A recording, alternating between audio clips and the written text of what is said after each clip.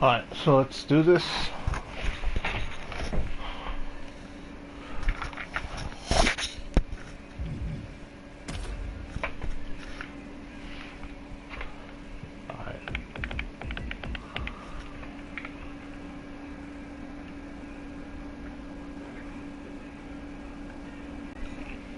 Alright, mic check 1 2 1 2.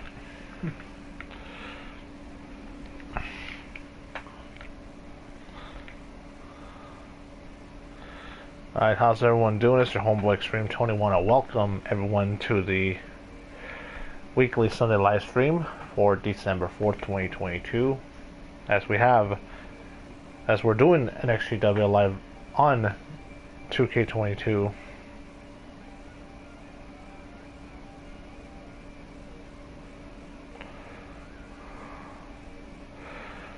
Because one thing is I'm trying to find ways to speed up the process.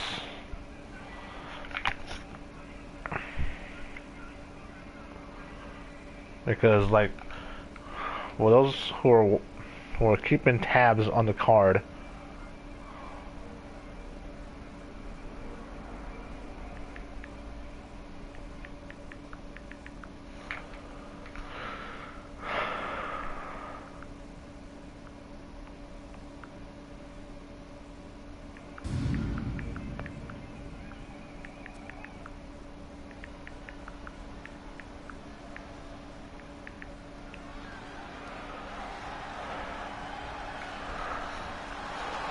so here comes Angela Maravilla. The following contest is scheduled for one fall.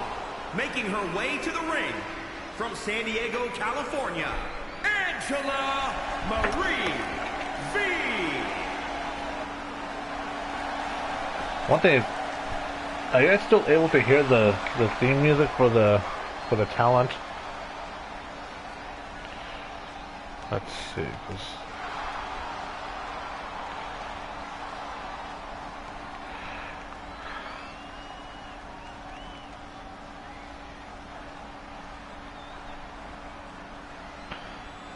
One thing is, I always try to share the links on everywhere.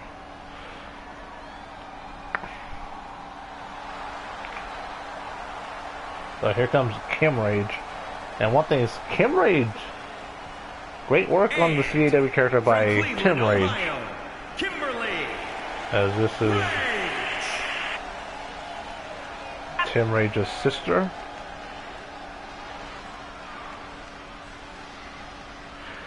Okay, so let's... Right.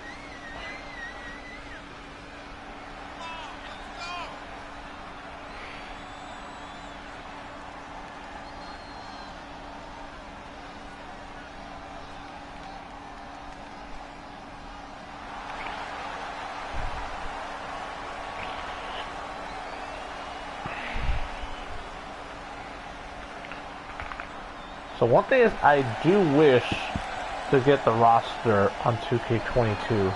I know it's December and the game came out back in March. And some...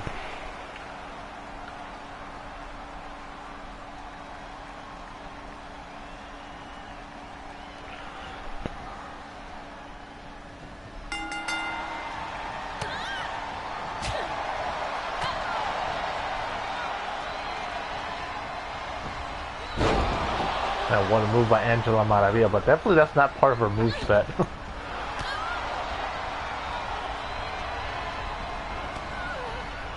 So one thing, when I first created, because I created Angela Maravilla when I was playing the career mode in 2k20.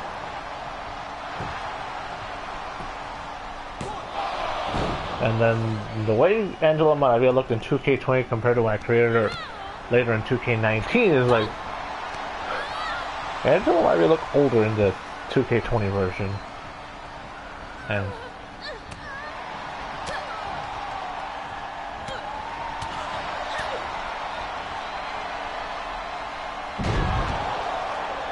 definitely learning from Apollo there. Okay.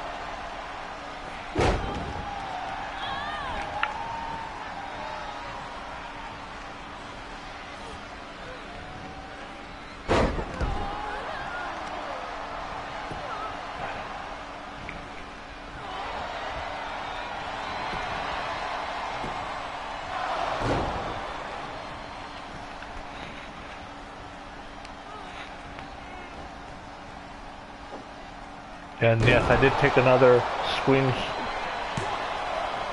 I did snap another photo for the XGWL Instagram account.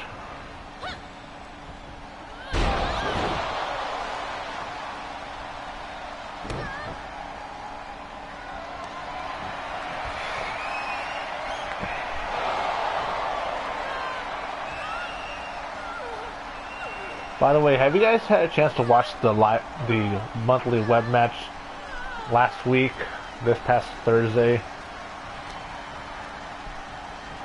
Or because that's what I'm going to do every November and December. Is I'm going to have mandatory world title defenses. Damn, and what a win by Angela Maravilla.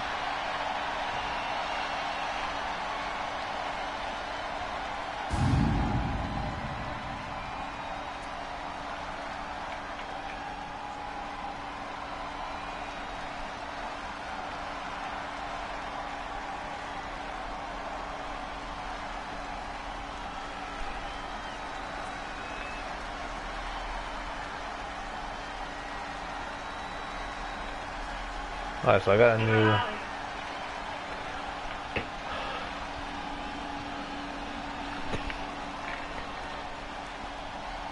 Because usually the first 20 to 25 minutes is the most hectic because I want to...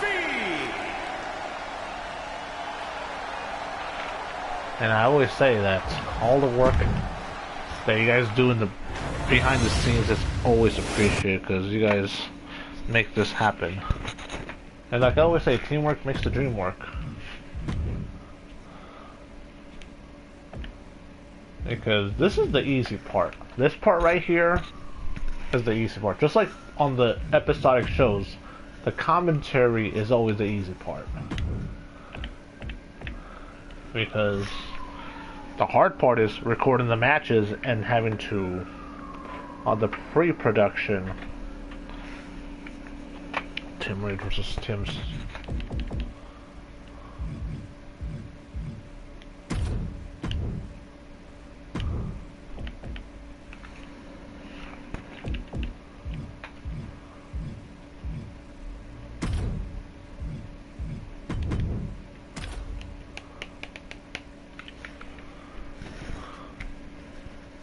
One thing I do like Tim Rage's other ring attire, the one where he's in the trunks with the Rage on the back side of it.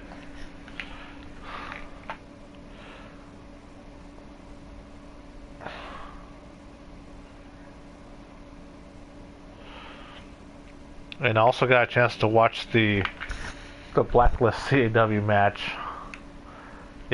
yesterday morning.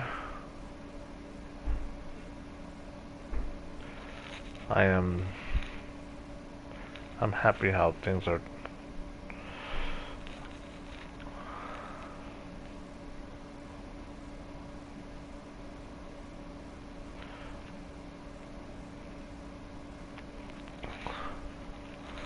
So one thing is for the December web match, I'm gonna have Sherman Sampson defend the XGWL Ultimate World Title.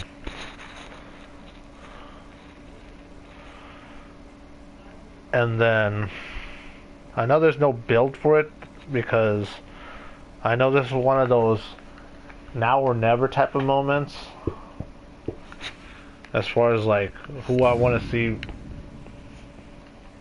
go at it one-on-one for the world title.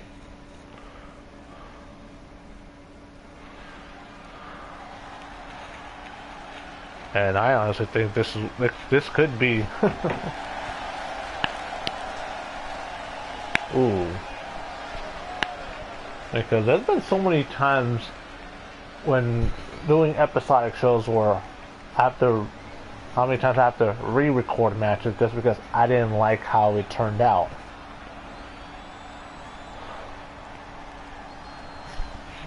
I know phoning it in is just putting a match, recording the match, and here it is, no matter the outcome.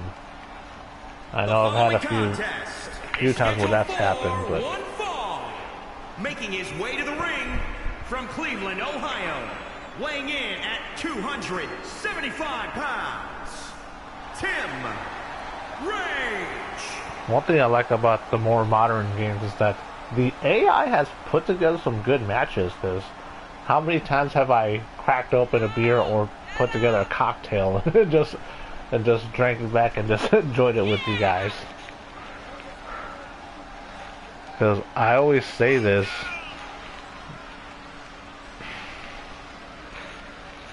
And you can basically put this on the soundboard about how every CAW League owner has to be a fan of their own show.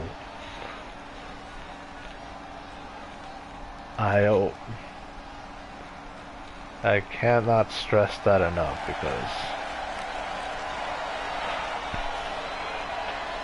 because if your fandom for what you're doing is showing, then the fans will see that and they'll get into it too. Because I know I was putting that out there when I first started doing XGWL, and then I kind of lost that bit when I took my hiatus in 2014, and then I relearned that from the late great Eddie Mack, because I want to talk about a CAW League owner out there that was a fan of his own CAW League. That was Eddie Mack.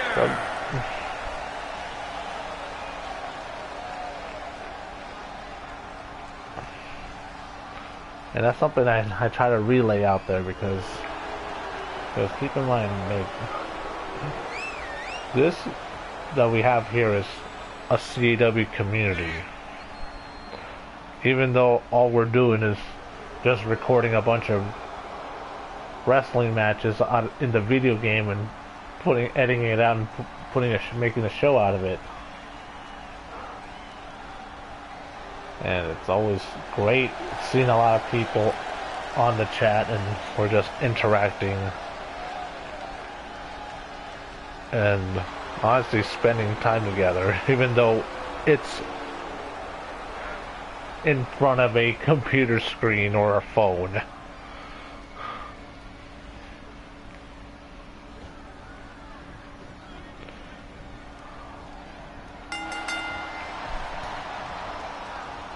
And as we start to go, look at this! Oh my gosh, how is Tim Rage able to do that?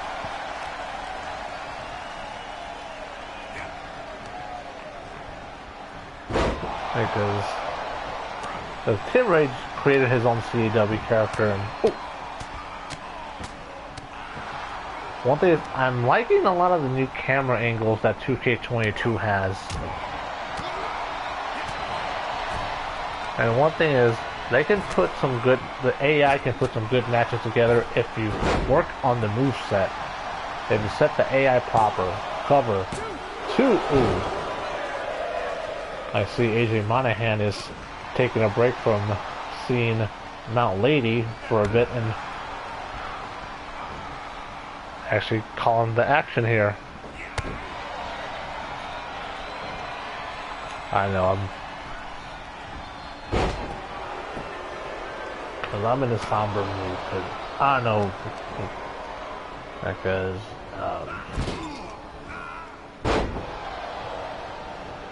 so there's been a lot of changes going on,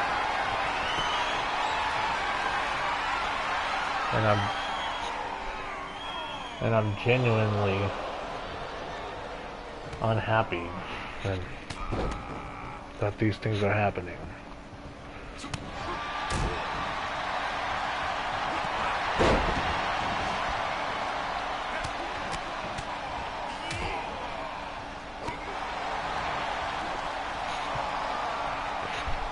Oh, wait.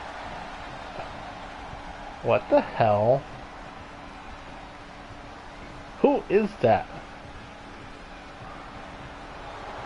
What is Shelton Benjamin doing? And Chris Snyder taking advantage of the distraction.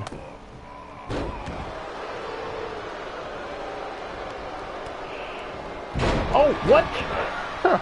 Damn. That was a...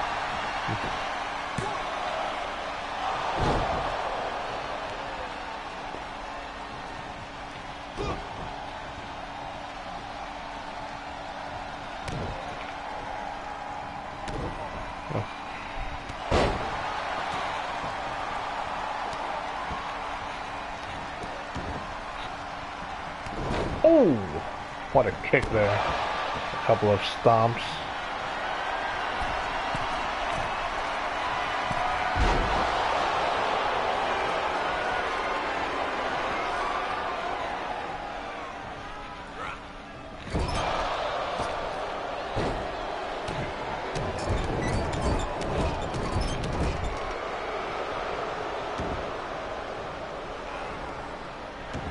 There's a lot of matches that I need to record for, or rather, I need to re-record a lot of matches for WCDL Inception. Oh my god, look at that flying fist off the top rope.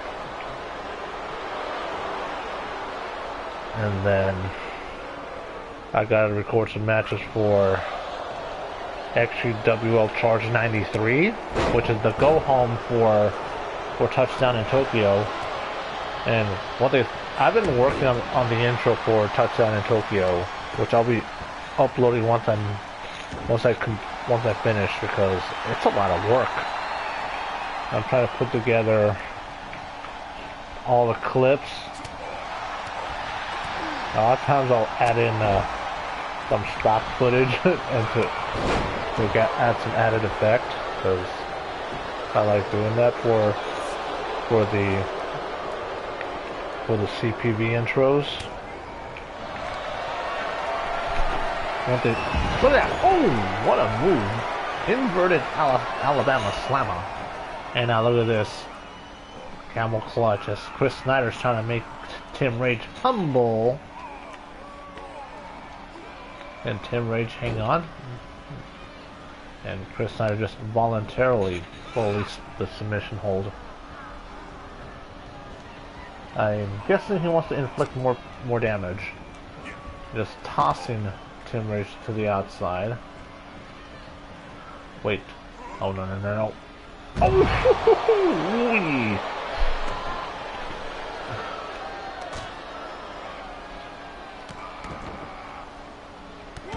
Oh, goddamn. And that one busted open Tim Rage. As he's sporting that Crimson mask now.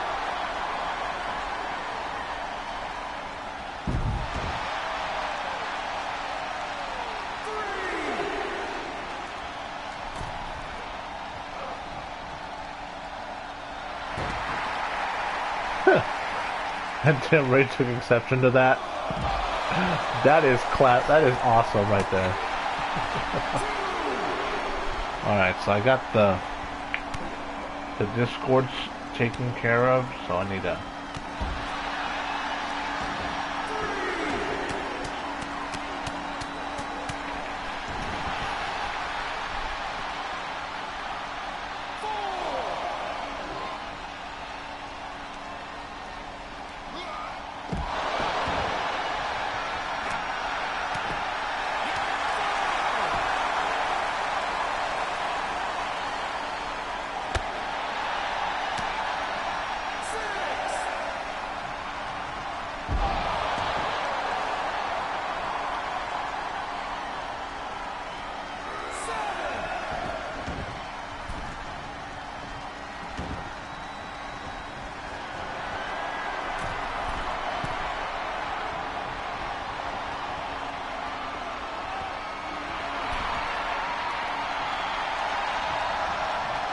now Tim Rage, I don't see him go to the top rope too often, and just delivered a double axe hand off the top rope and just punching away. Not only do I not see Tim Rage go to the top rope too often, but oh, I don't see him repeatedly go to the top rope, and now the frog splash.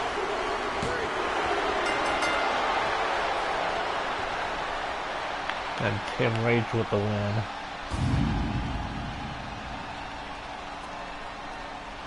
And one thing is that I know, right? Because Chris Snyder is this badass, and then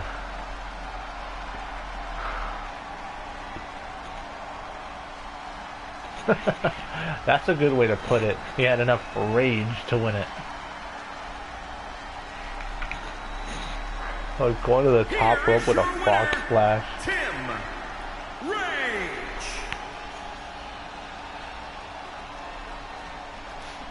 Wait, is it me or the blood part isn't coming out right?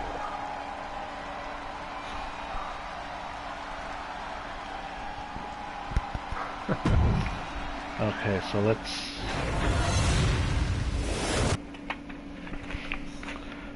Alright, so honestly, it makes it easier on 2k22 to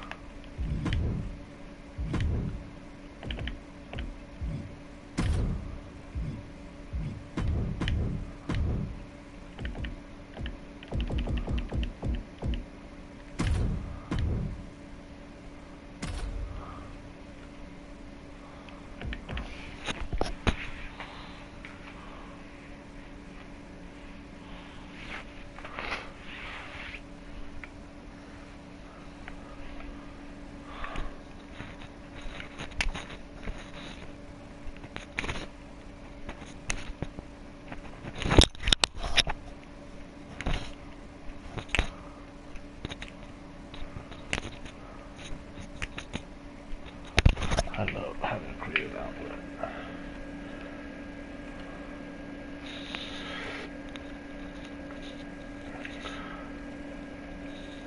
Because I'm unhappy.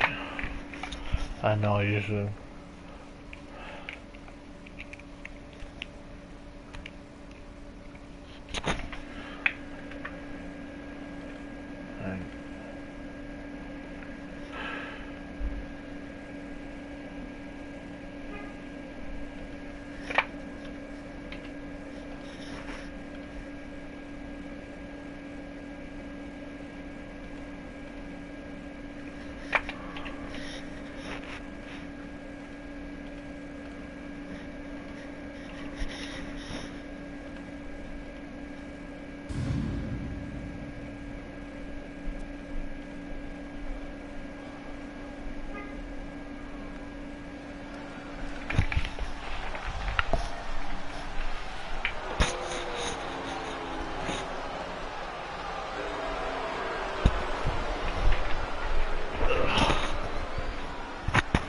Hey, welcome. The following contest is scheduled for one fall.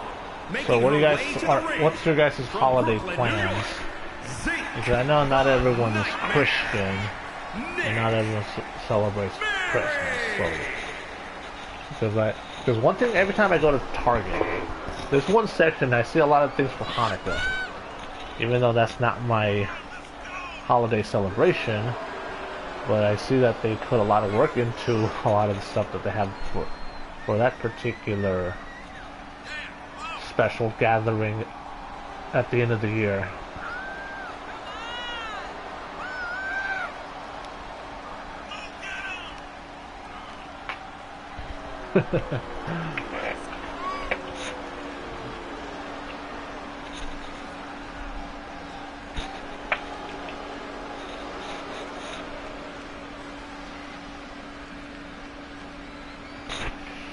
I think I got a...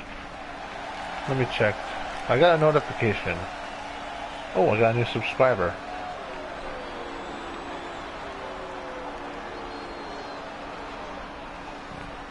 The only time I get to check out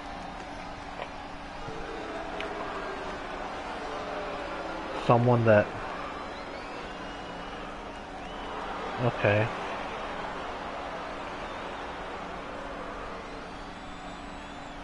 So what is that? So my subscribers count still 433 or now climbed up to 434.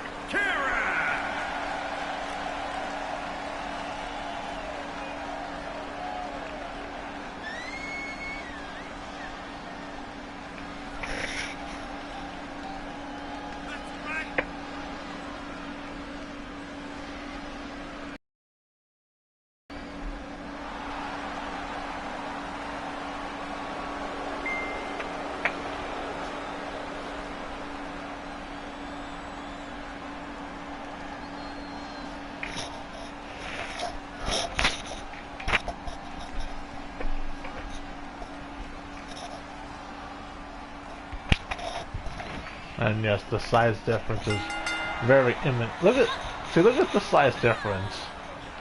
The female version of David versus Goliath in this one. Because the infamous Karen is the heaviest woman on the roster. Whereas in contrast, Zionic Mary is the smallest woman on the roster. Combined XGWL and WCDL.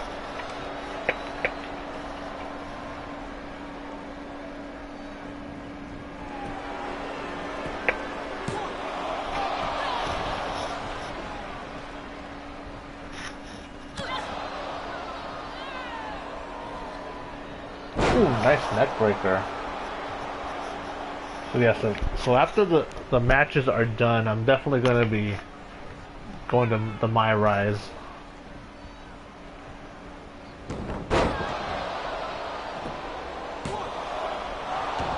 I know a lot of the CAW, remember, a lot of the CAWs weren't created by me.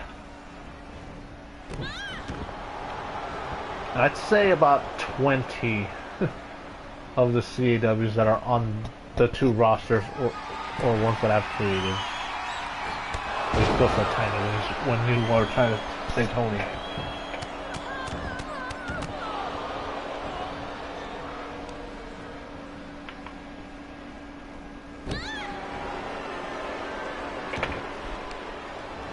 And now Zionic Mary tried to take control, but got swept up.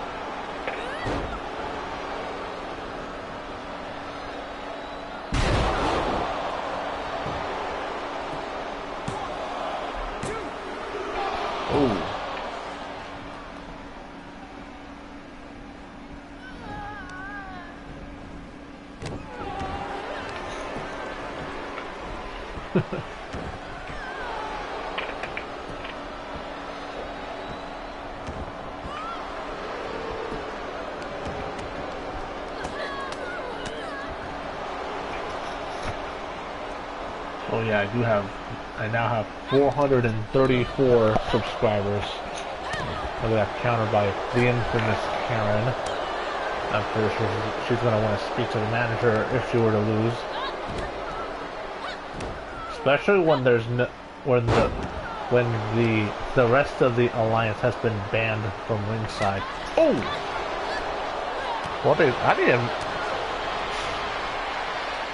I need to send some messages to some people.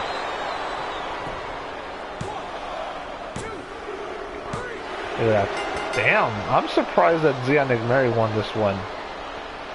Like, for real though.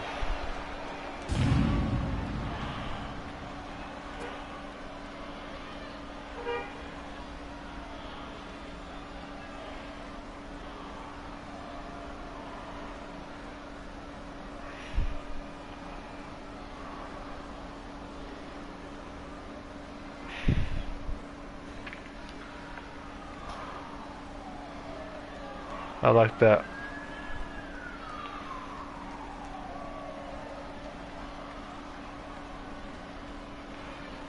Here is your winner, Zeke, the Nightmare, Nick Mary. Oh yeah, back to the...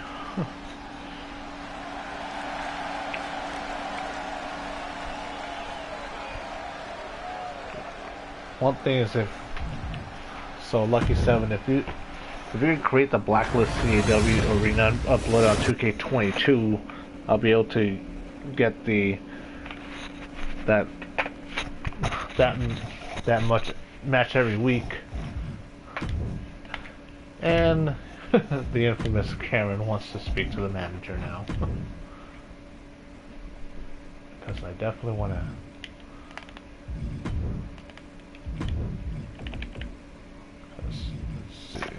Next match.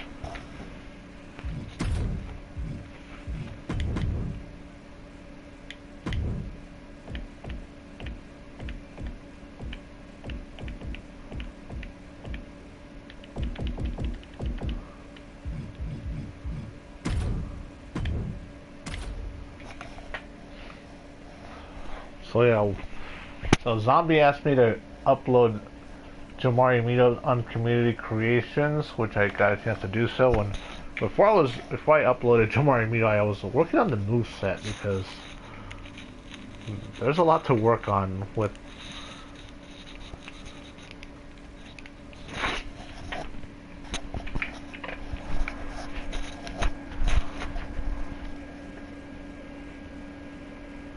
One thing, there's a couple of things below the chat from my perspective here, because there's a couple of things that some reaction videos, a video from Stuttering Craig, this YouTube channel called Moon, and another one is from official Jaguar Gator 9, where he does like football videos for both NFL and college football. A few videos from Watch Mojo, Company Man, because he talks about different companies and stuff. A few videos from TPS, Total Pro Sports, Wrestling with Regret. I think that's... So here comes the following contest, the Filipino sensation. One fall, making his way to the ring from Manila, Philippines, weighing in at 221 pounds, Alex A. Sutton.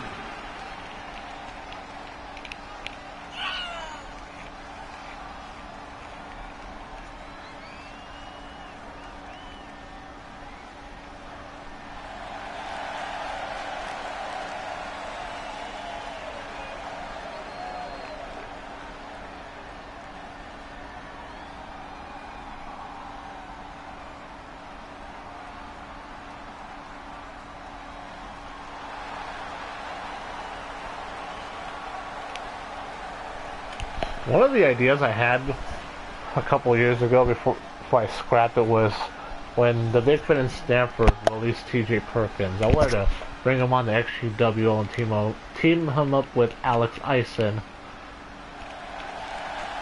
And his opponent from Houston, Texas, weighing in at 218 pounds, Jay Amir Minor. Here comes Jamari Mito from the 3rd Ward in Houston, Texas.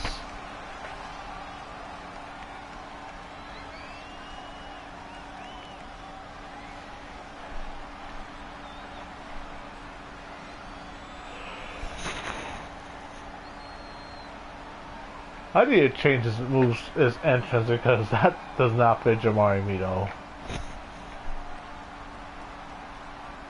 Because there's a lot of new ones that were brought in for 2k22.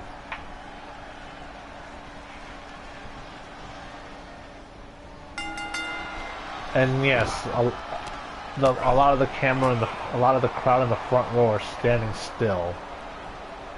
But the funny thing is, the crowd in the section behind it, they're still animated.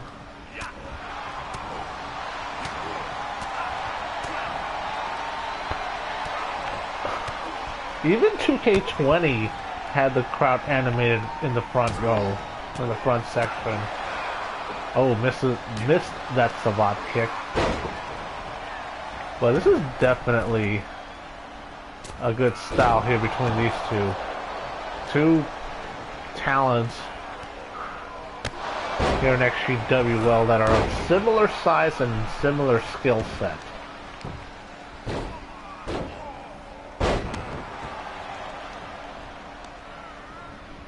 So yeah, so Jamari Mito, created by his Chris Gary's CAW character that I created, and then Alex Ison is one of my CAW characters. And with all the moves that I put together for Alex Ison, he's basically my William Regal tribute.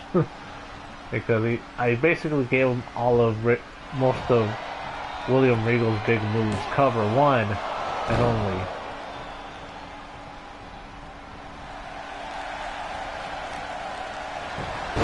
Look at that takedown. And going with an arm bar.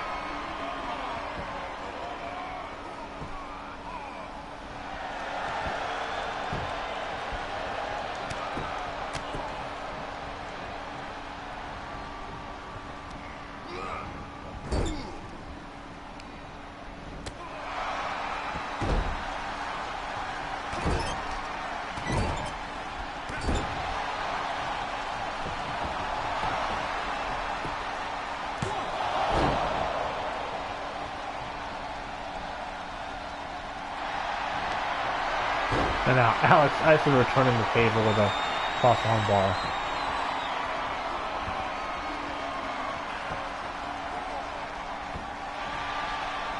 Yeah, like I said, two wrestlers of similar size and similar skill set, except that Jamari Mito's 4 inches taller and similar weight.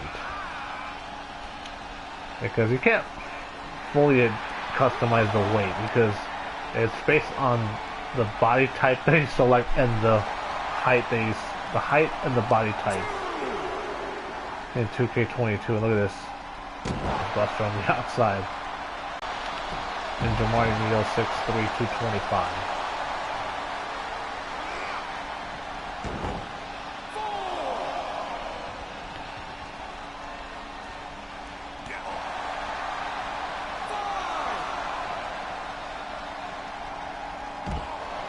Damn, pretty good move there from Jamari Mito.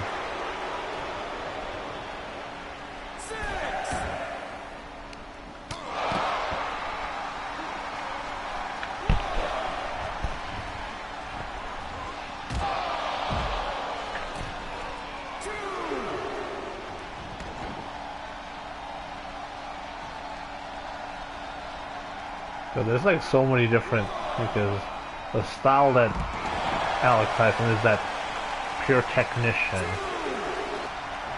whereas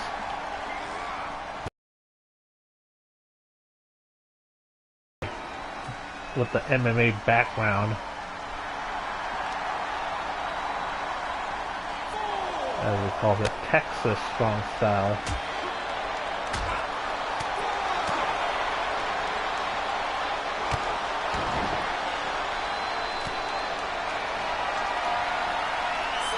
I think strong style would be more strike based with a little bit of technical skill set. Up to a 7 count down.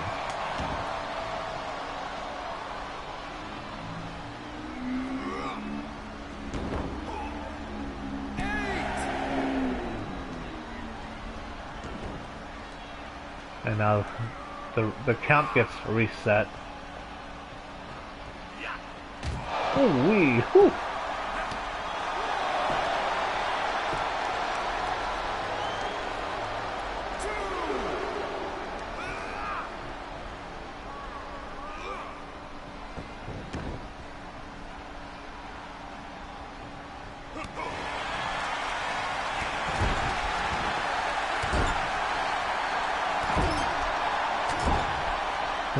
See how he warps into the corner.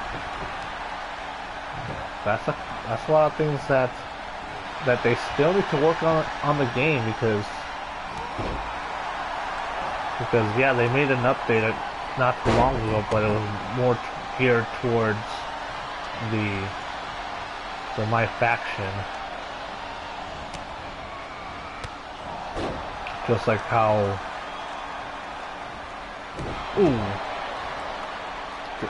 similar how with the NBA franchise they have the My Team.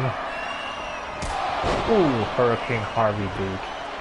And how with Madden Ultimate Team, or I think the FIFA game has something similar going for it. It just warped. And now Jamari Mito going for the spiral bomb. Connected. Cover 1, 2. And that's it. Mito got the win.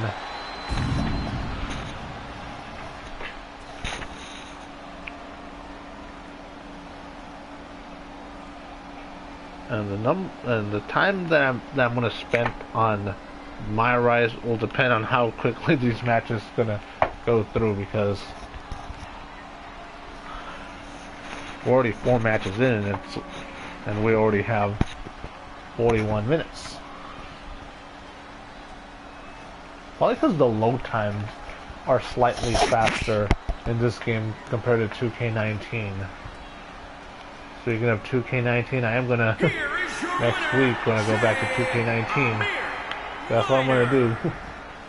Once a month. I guess I'm not fully sold on.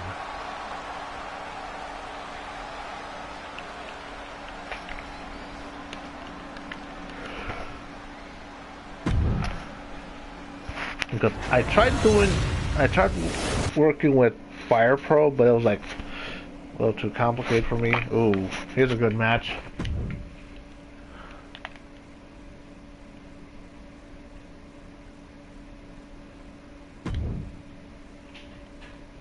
Well,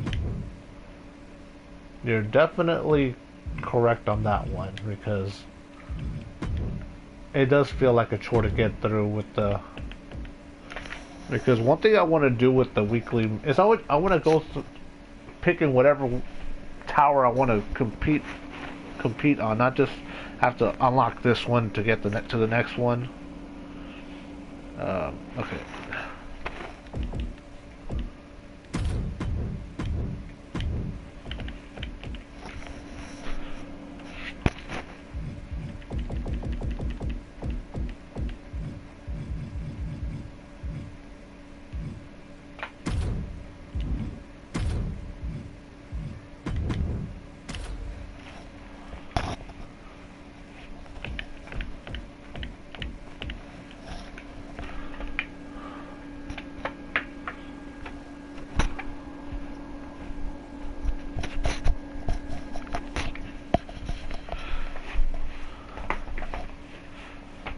One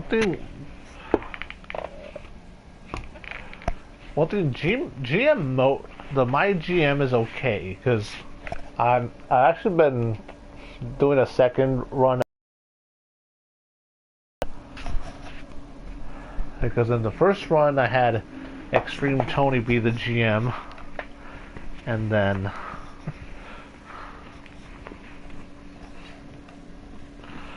this run it's William Regal, and then having some of the XGWL talent on the roster.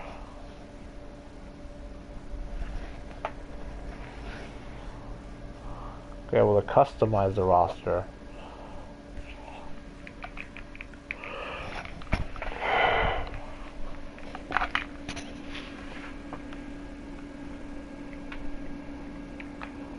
And for that one I put it on for a much longer period of time.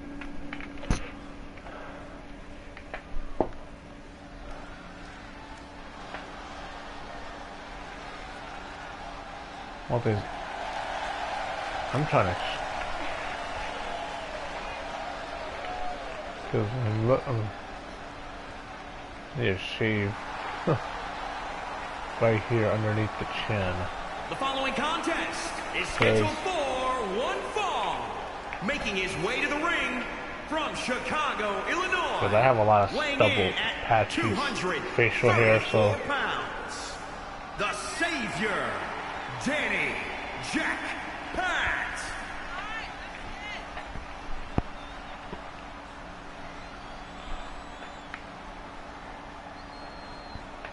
And one thing, I didn't get a chance to watch the Charger game, because one thing is, the antenna that I have on top, closer to the ceiling, doesn't grab all the channels. And believe me, I tried so many times, and the only way I'm able to watch the games if I go to the gym, because they have so many TVs at the gym.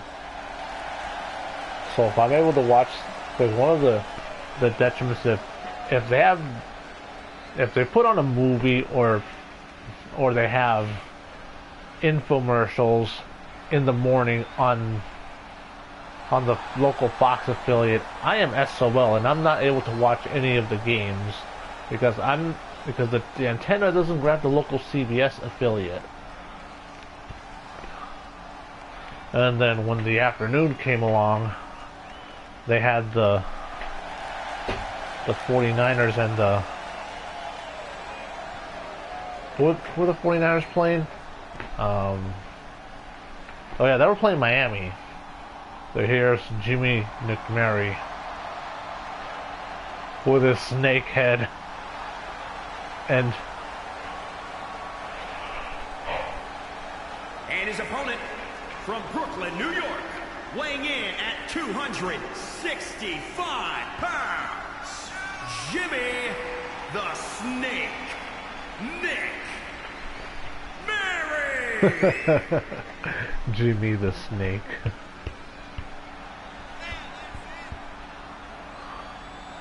One thing is, for a lot of when people create their CAWs year in and year out, their particulars fluctuate, as in height and weight.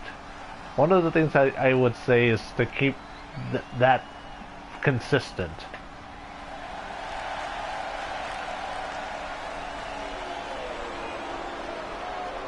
I know one thing is I need to drop weight because I need to get back down to the weight of my created CAW, of my CAW counterpart. Because I got a chance to go to the gym these past 3 days, Friday, Saturday, and today,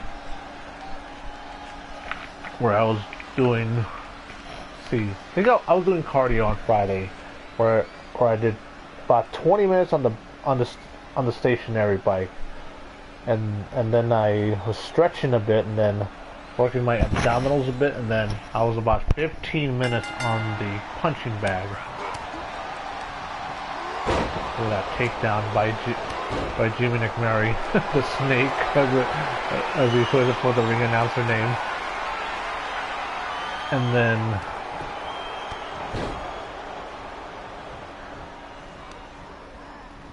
good counter by the icon of CAW.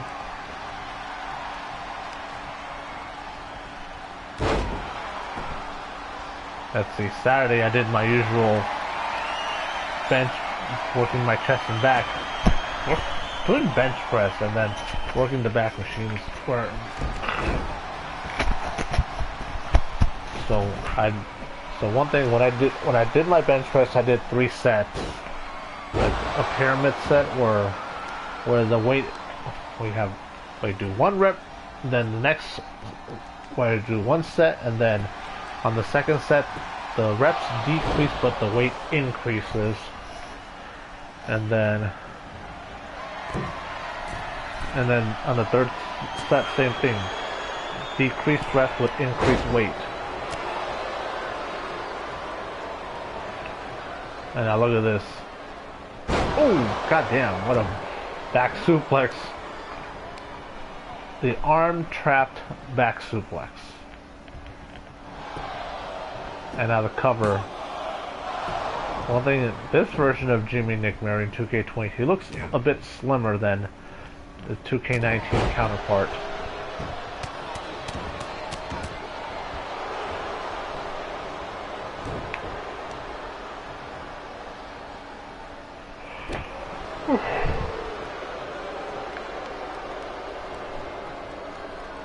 And now, ooh, look at that spine buster, that spine on the pine. Ooh, got the Danny Jackpot, got the knees up for that. Ooh, what a kick that was. Putting in a new wrinkle in this playbook. Alright, so springboard moonsault. Only a 1 count.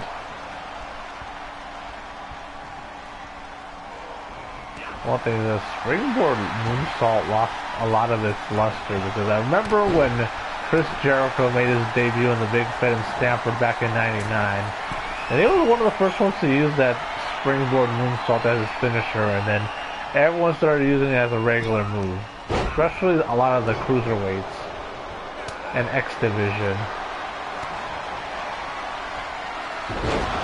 And the indie darlings.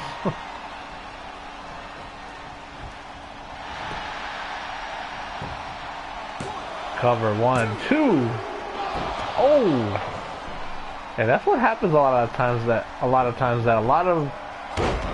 moves lose their luster because everyone starts to use it.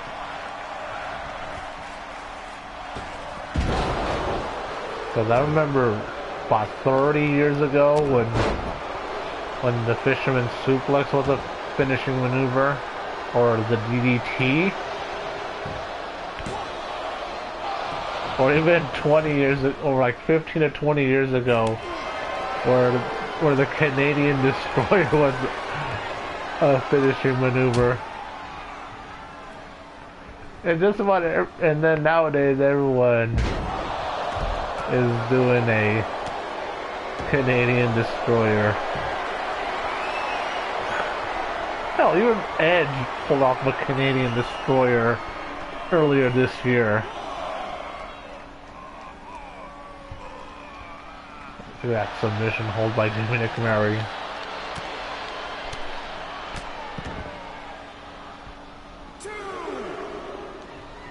That's why some of these moves have to be protected. And I don't want to sound like a certain guy from Louisville, Kentucky, who sports around with a tennis racket and saying how it needs to go back to the old days. Cover. 1, 2.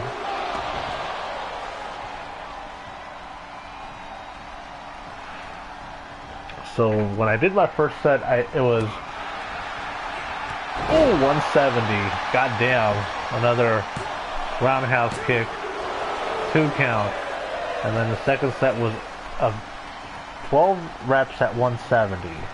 Second set was 10 reps at 185, and the third set was 8 reps at 205.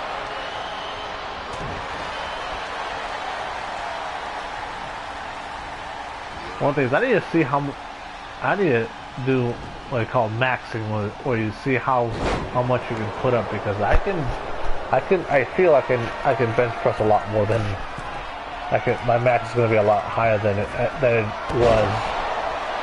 Cover. And Jimmy Nick Mary with the win. And I thought that day Jackpot was going to pull off the W. Because upsets, because one thing, it was a very tightly contested bout between these two.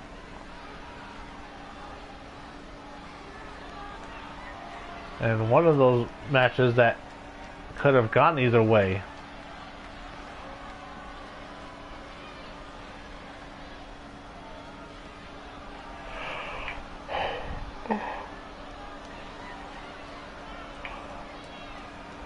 Here is your winner, Jimmy the Snake Nick Mary.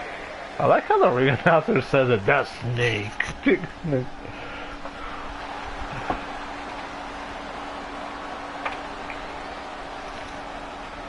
And yes, I was thoroughly entertained by that match.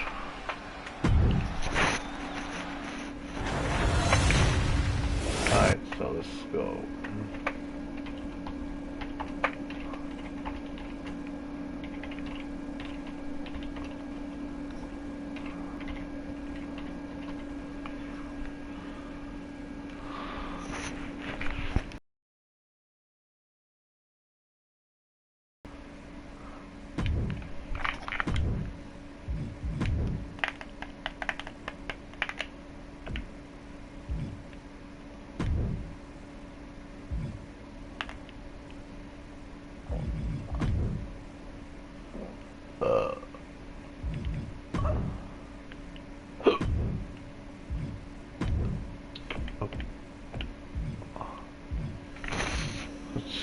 So.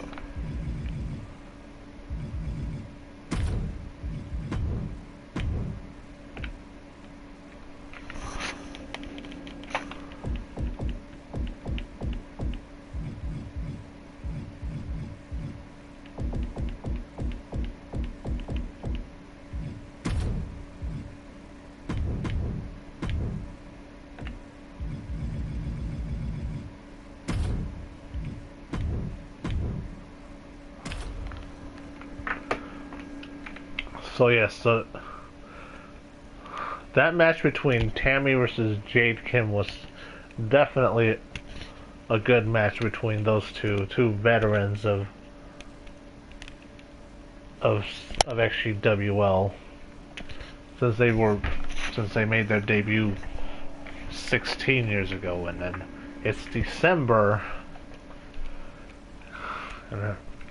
Yeah, 16 years in CAW, as rather my CAW character making his debut.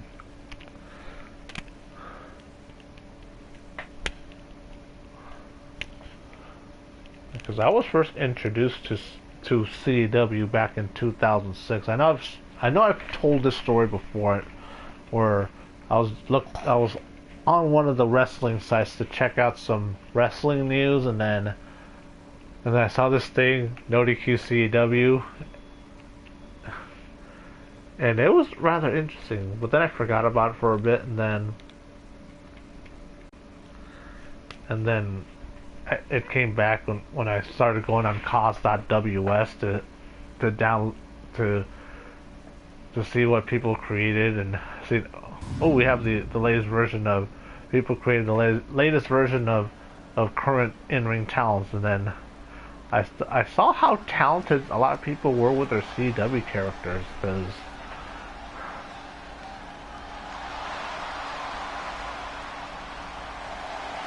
that got me to invest more into creating my CW character. Making her way to the ring from Seoul, South Korea, Jade Kimball. But the one time I fully got into Korean CW characters was when I got SmackDown vs. Raw 2007.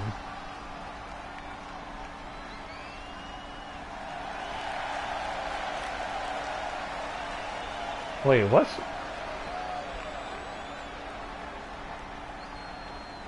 what is going on with her ring attire? Because that's not how... Because I don't remember having that on Jade Kim. Wait.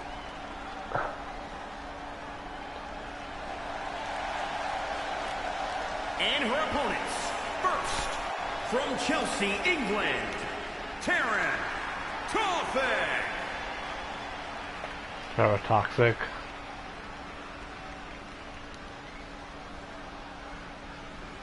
Also formerly of WCDL, being brought up to the main roster.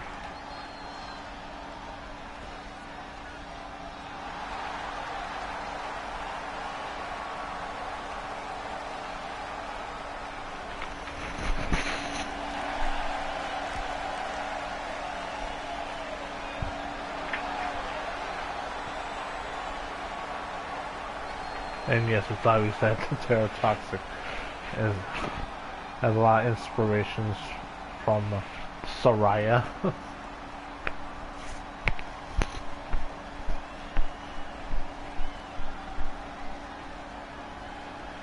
I was worried for a minute because you guys saw that it froze for a bit.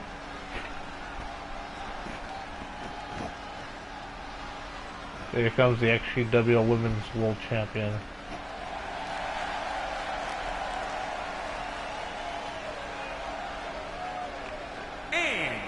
From San Diego, California, the Extreme Global Wrestling Women's World Champion, the Queen Bee, Tammy.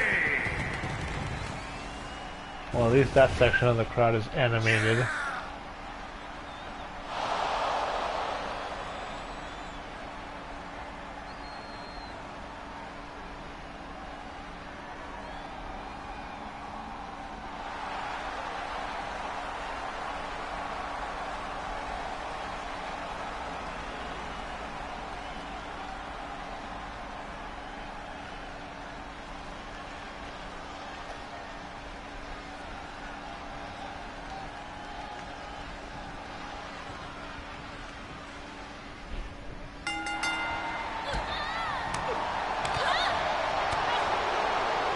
And then our main event, we're gonna have the brothers teaming up against AJ Cool and Slacks, the King of Hurt.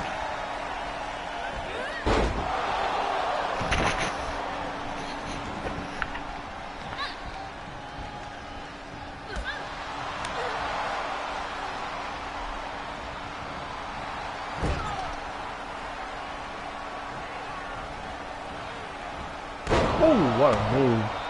Was that a half and half suplex?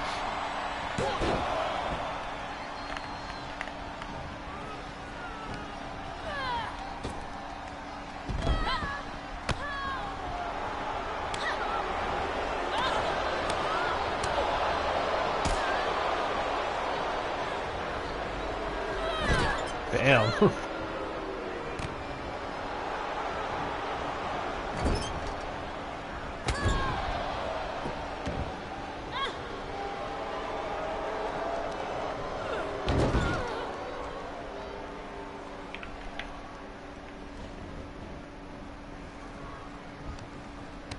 Like, focus.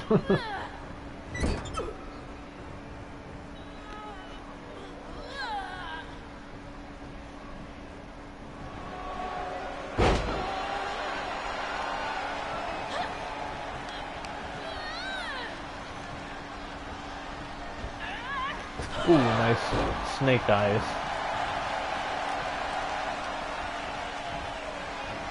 Yeah, okay, kill with a side Russian leg sweep. And yes, even someone of Korean descent can do a side Russian leg sweep. Hashtag facts.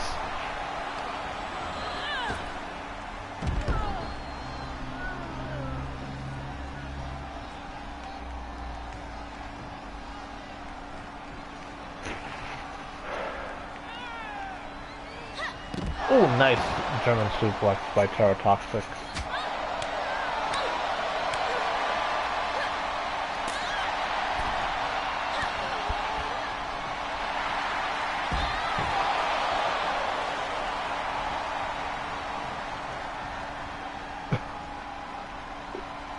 What is the... You guys saw that, right? Nice German suplex by Tammy after Jade Kim. It was like, you know, like... That was like... See... And then up. Because the game's still... It's definitely playable. Definitely a lot better than 2k20. Good counter by Toxic. But yes, the game definitely still looks broken.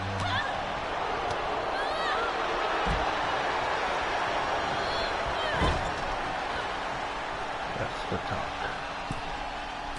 Right here. And look at this. Oof! Oh, goddamn. Yes, she was always a giant. When I first created Tammy back in Here Comes the Pain, I did create her to be over 6 feet tall.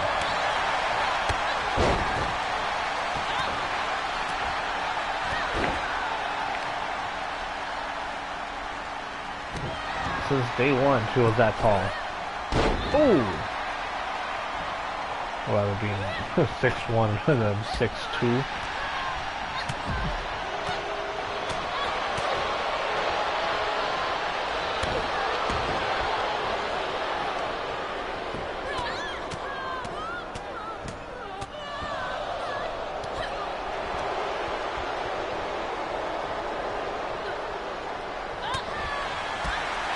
Well, then there are a few women wrestlers out in that are not as tall as Tammy, but definitely pretty tall. Like Charlotte Flair, who's like, I think she's 5'10", and then I think Lacey Evans is also 5'10". Look at that, going to the top rope.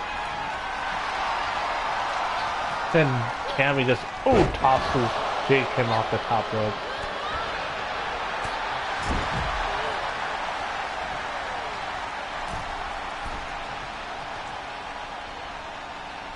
Ooh, goddamn. So yes, Tammy has always been that tall. He was always a giant.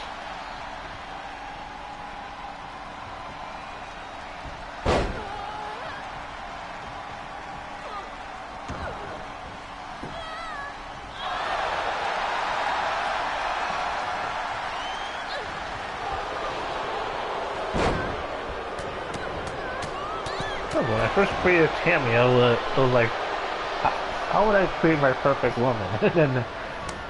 and then all the physical attributes that when I first created Tammy in SmackDown vs. Raw 2006, because it was hard to create anyone in both Here Comes the Pain and then the original SmackDown vs. Raw. All the CAW characters look very anime-like. Whereas when SmackDown vs. Raw 2006 rolled around, it looked more realistic. The previous characters looked more realistic.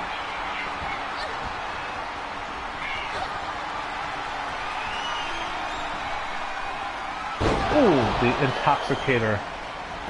And now Terra Toxic going for the cover. Ooh, so close. And that was her window to get the W.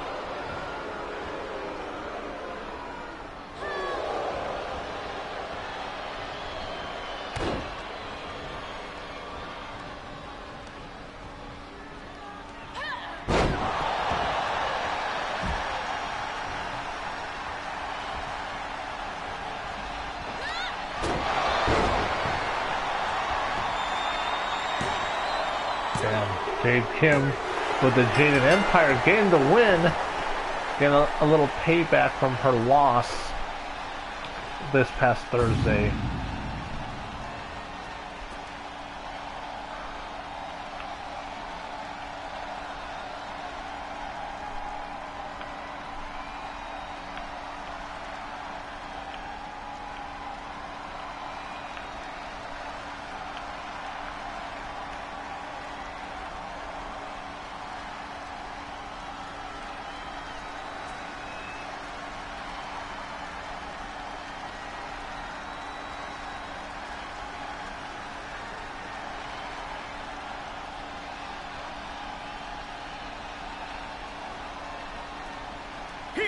Your winner, Jade Kimball.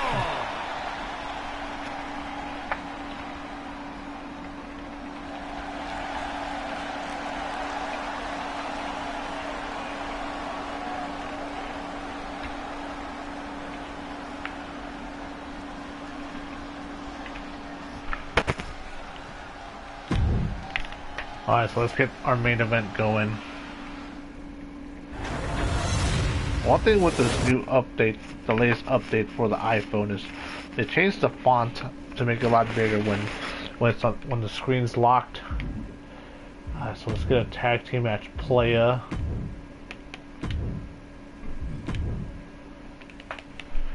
And keep in mind, in 2k22, there are the mixed tag matches can be pulled off.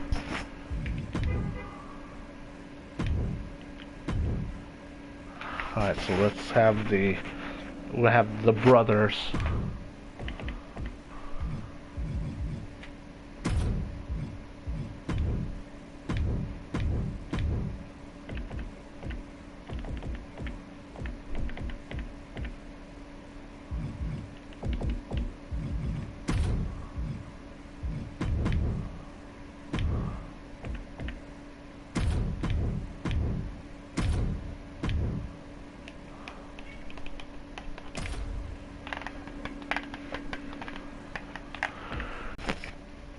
Aside that I'm the older brother, that I'm a year older, is that I'm 1 inch taller. I'm usually the heavier of the two. And then he has curly hair when he used to have his hair grown out, but ever since he joined the military, he's always had his hair short.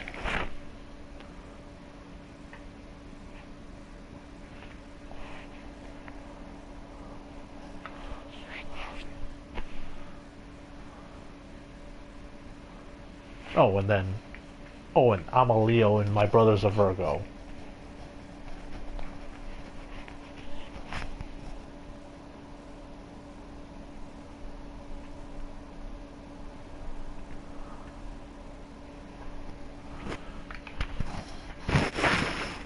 That's how it's always been. That ever since we're both adults, that I've always been 1 inch taller, and then I've always been the heavier of the two.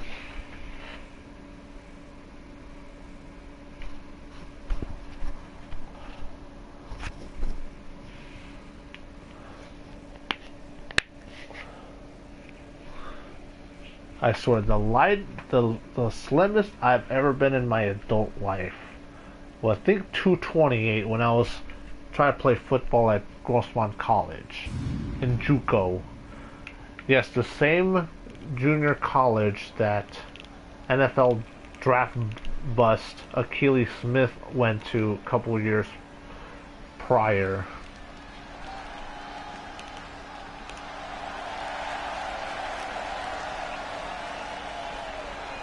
And no, I did not make the team.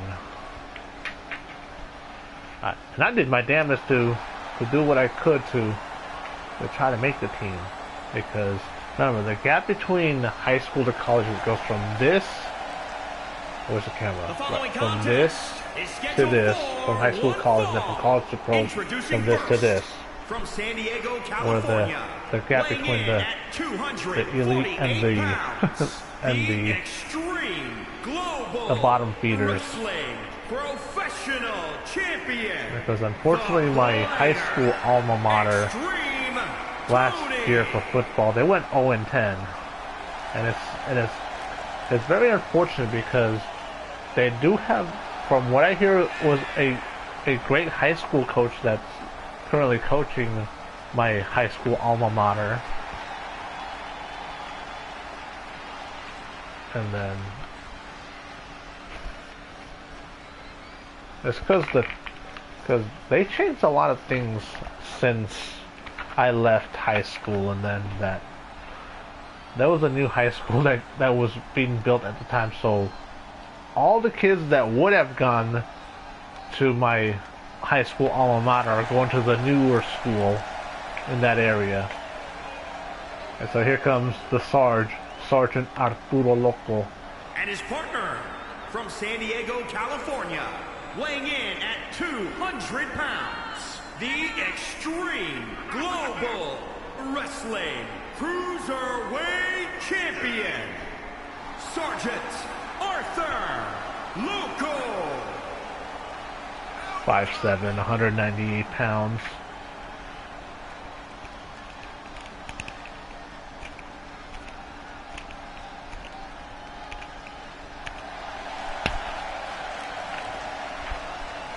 I know. IRL, I'm 5'7", my brother's 5'6".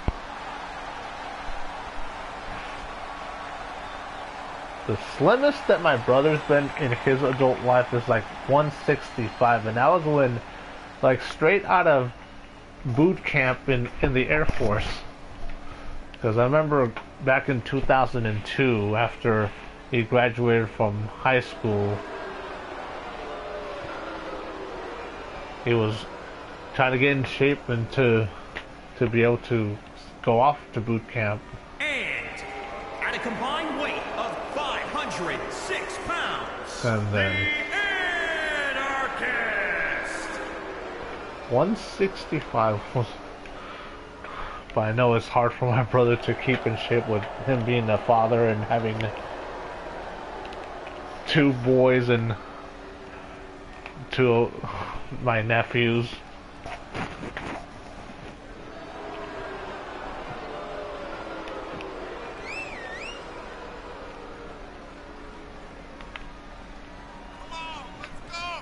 And my nephews are awesome. Alright, that's it!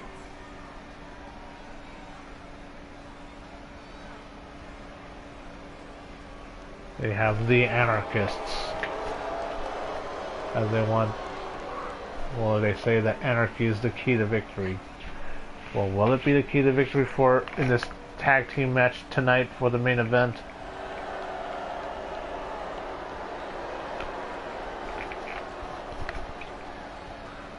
Because there's a lot of animosity between the XGWL locker room and the anarchists, because you have AJ Cool there, who was the who is the former leader, had a big feud with XtremeTony. Or one of the matches was in a boxing match between the two. And it's safe to say it's a rivalry renewed.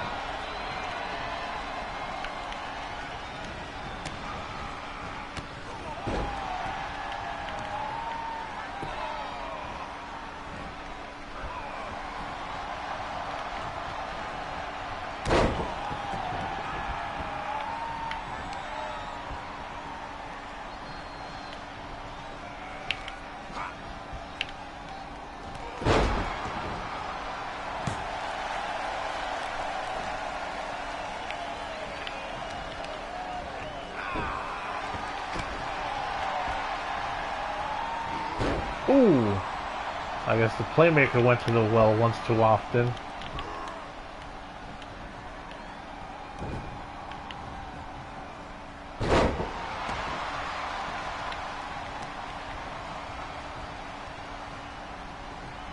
And now look at this. What a neck breaker.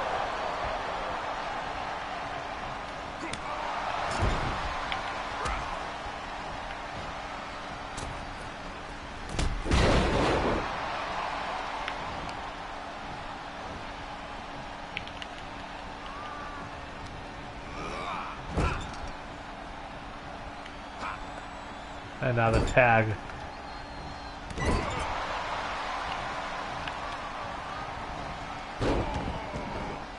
Look at this. Ooh wee.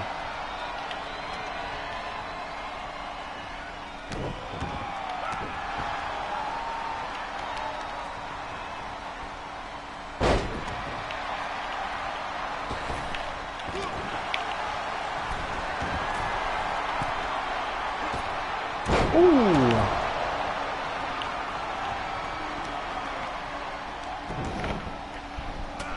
Look at that top rope elbow.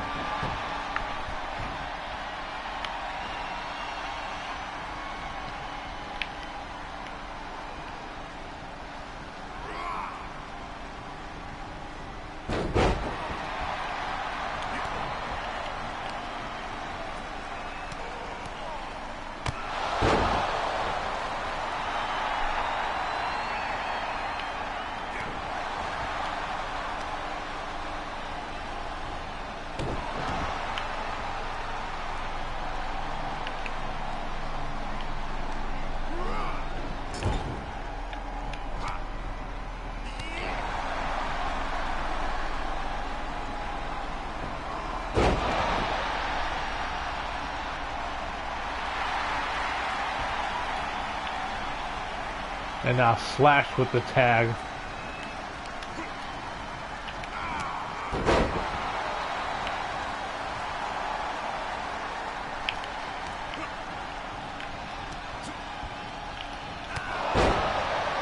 Damn, that didn't knock over.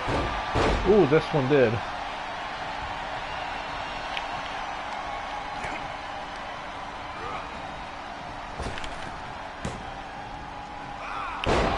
Ooh.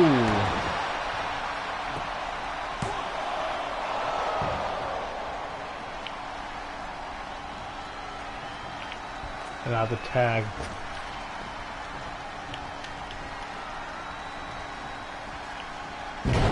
Belly to belly. Good setup for the amateur style takedown. Obviously the playmaker has taken a couple lessons from Paul there. And the only time I've done that amateur style wrestling was in my freshman year in high school.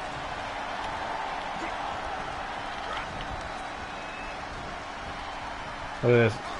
Lightning bolt. Ooh! And as a friend would say, it's super effective.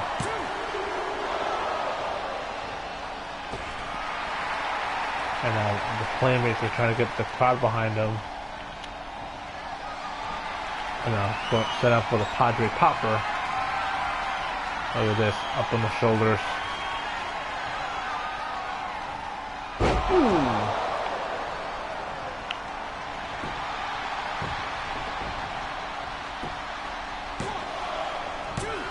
And AJ Cool with the save. and got rewarded with a headlock for that one.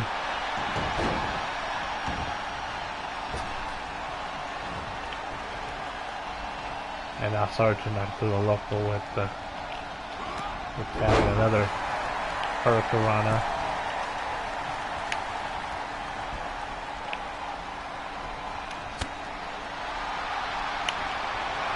Oh, look at that Air Force face buster.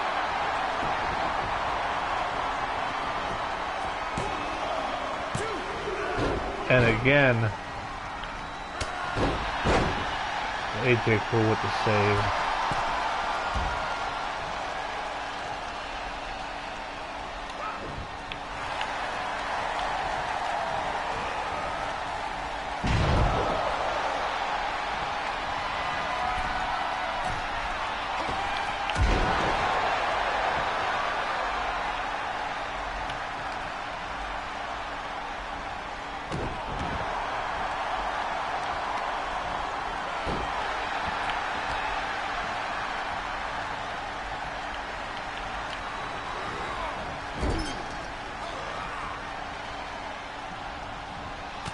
Ooh, very nice. Look at this. Very lucha libre style.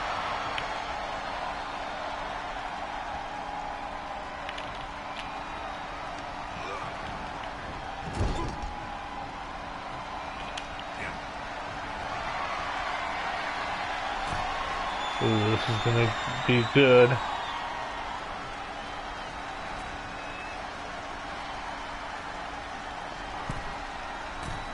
As he's gonna go coast to coast here.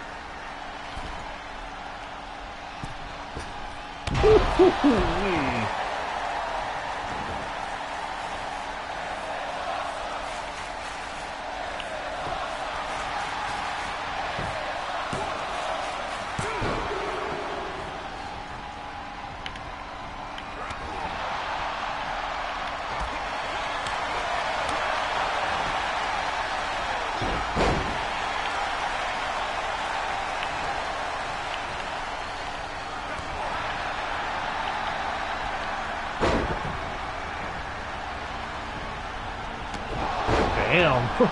German suplex with a clothesline.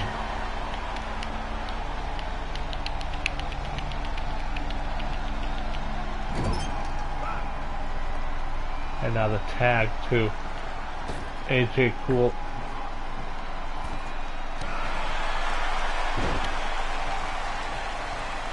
And now look at this. Rolling Thunder.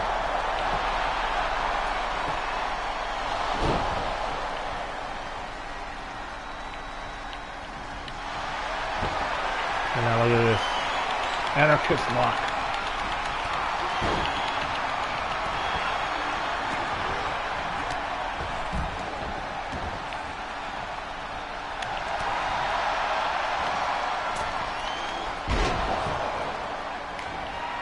Ooh.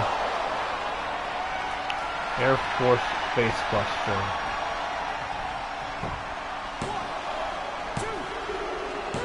And that is it.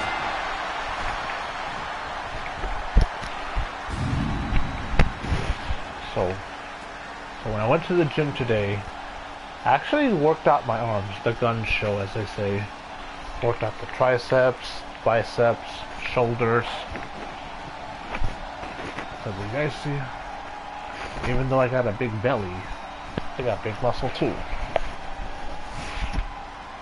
It's like,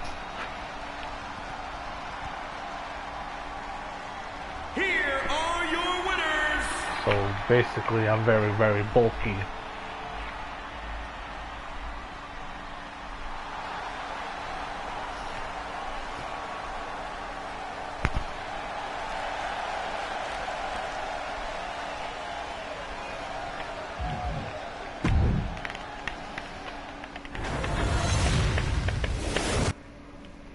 Alright, so now that the XGWL live segment of the show is done, now we can go on to the MyRise.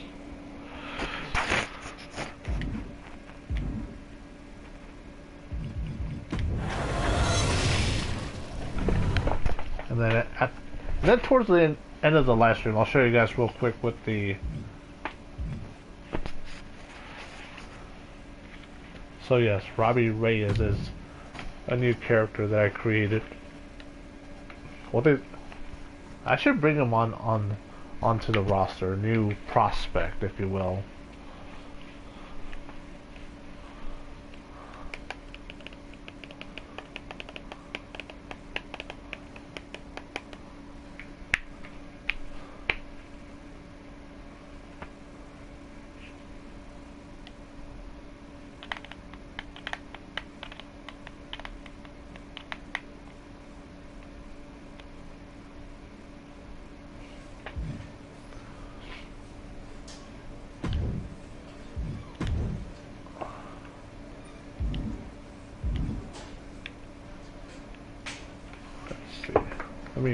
Let me turn up the volume, please.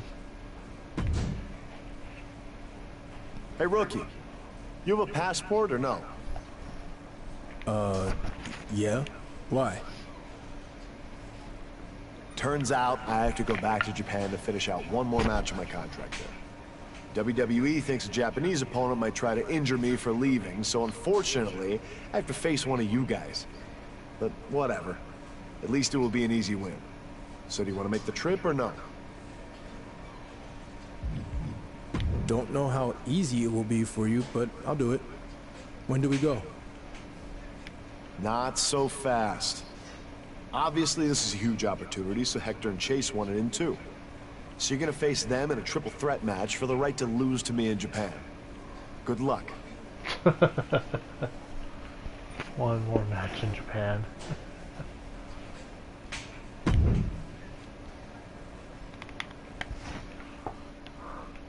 See, because I'm starting to think that dialogue leads to a match, and then it's a one match story, if you will.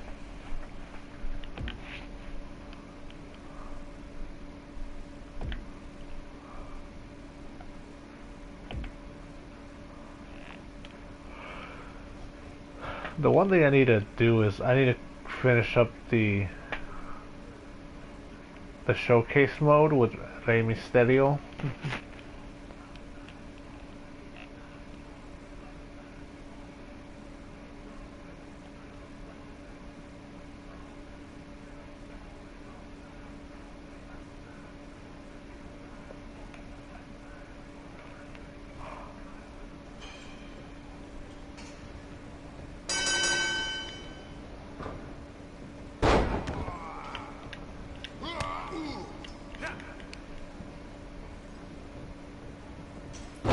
One thing I try to do is work on the moveset, so I'm not doing it during the live stream, because I know it's more a mundane task, and I don't like to perform mundane tasks while I'm doing a live stream.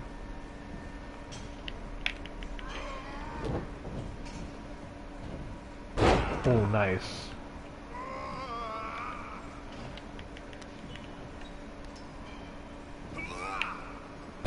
Nice reverse suplex.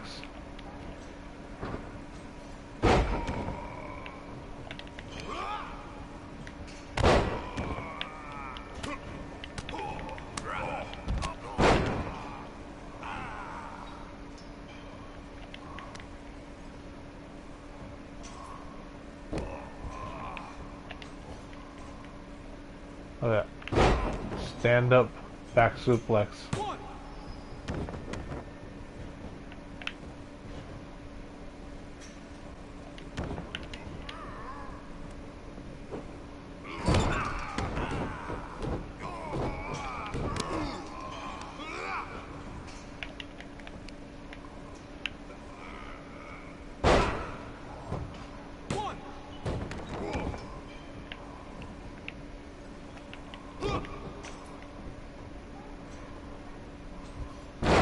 Then we're gonna put another armbar, armbar, armbar.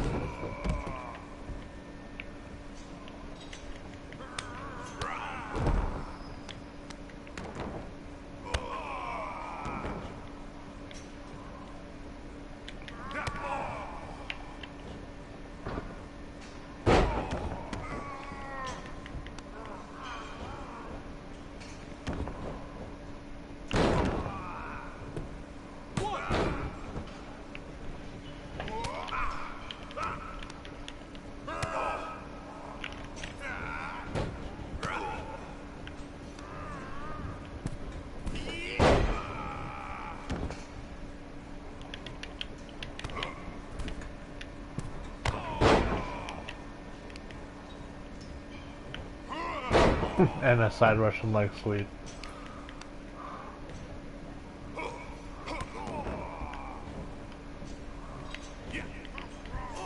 Because one thing is, I would much rather have the MyRise than the My Faction.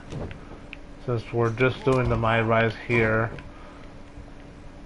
And by the way, Q&A session is open. If you guys want to ask me any questions, you can definitely do so at this moment.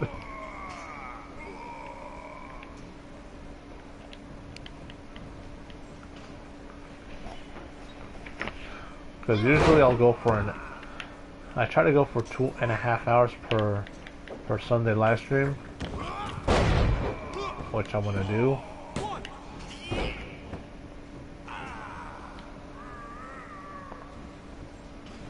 Ooh, nice C4. Glory special.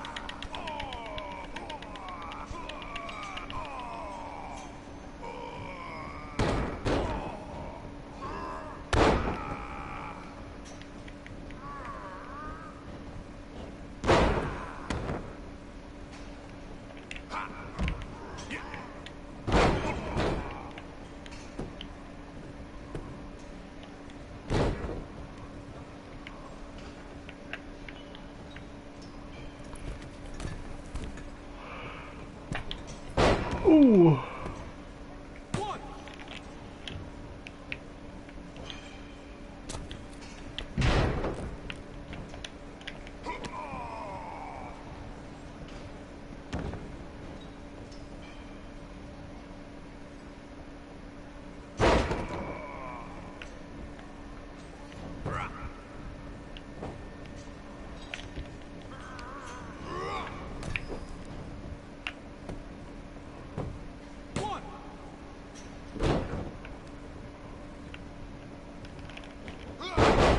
Well, both men missing that one.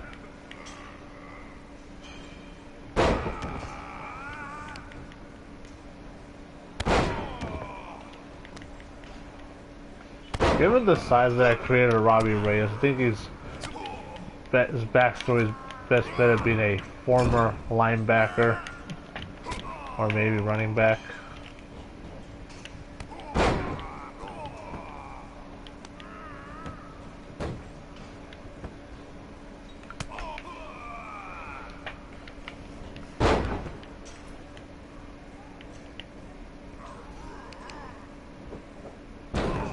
Uranagi by Hector Flores.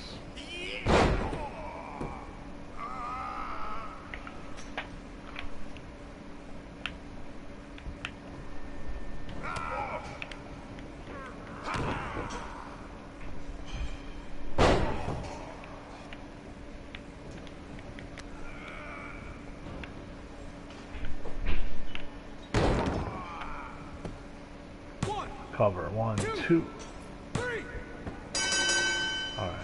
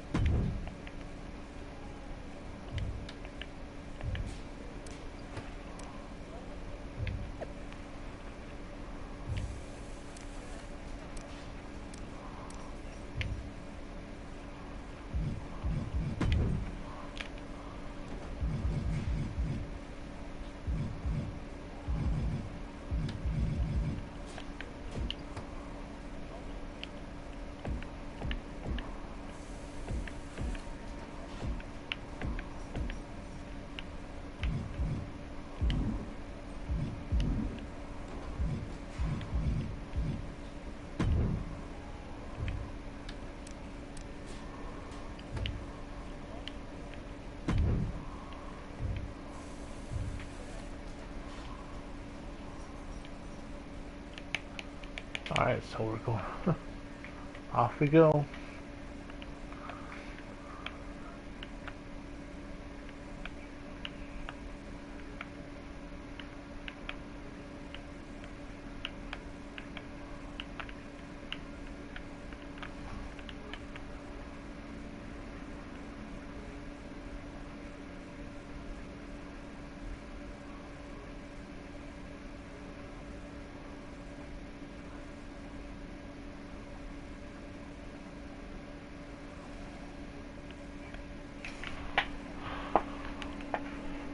So follow me on.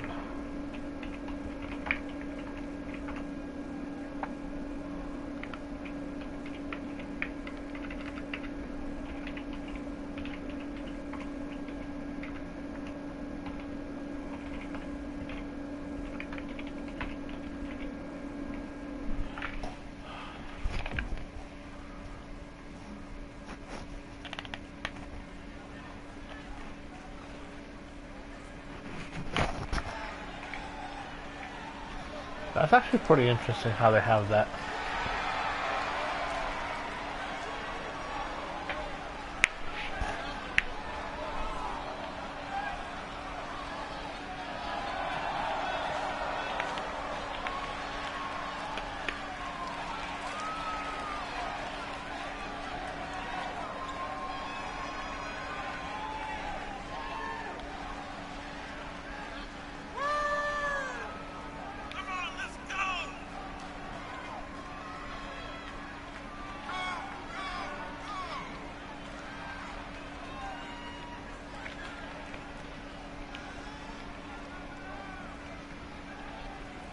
Pro Wrestling Japan, PWJ.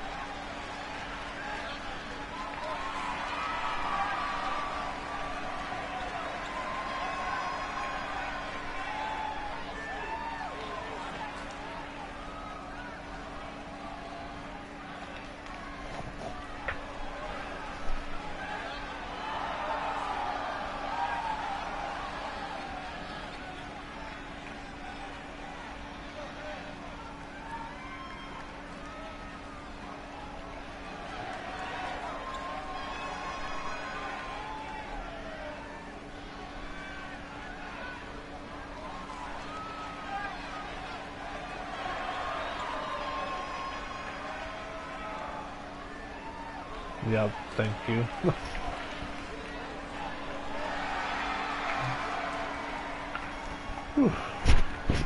Yeah, my chest is killing me. my chest muscles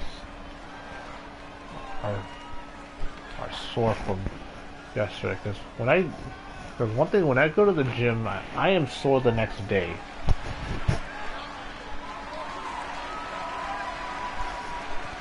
And you see right here, like, because when I went to do bench press yesterday, here's where I'm sore, right here, this part, on both pectoral muscles.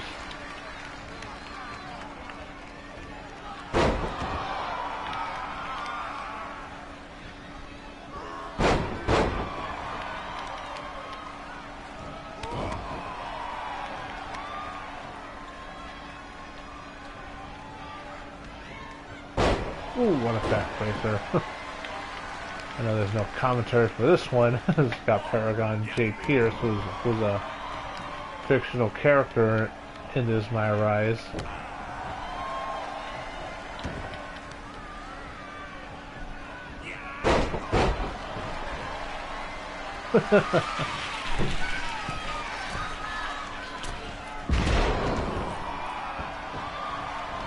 I know. I used to go all the time in the 2000s. I would say all the time.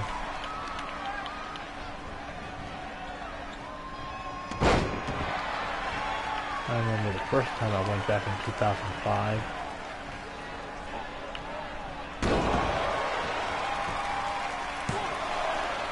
See, how come the front row crowd is animated in this arena, but for the custom arenas they're not?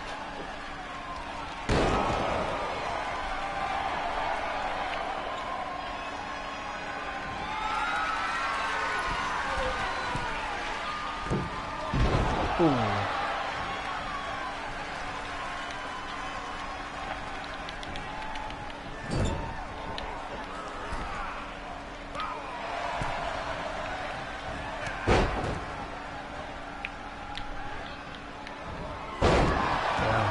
Backdrop suplexing.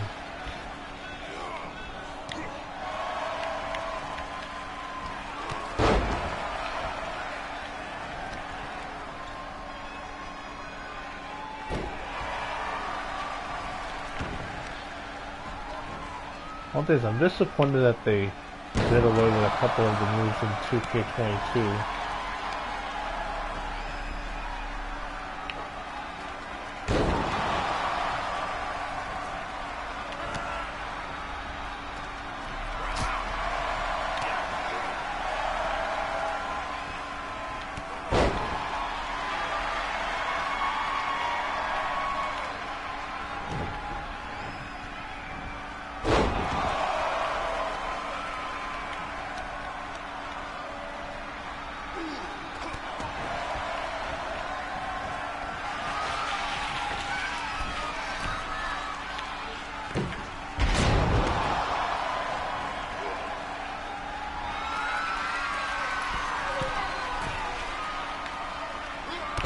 Ooh, coffin drop.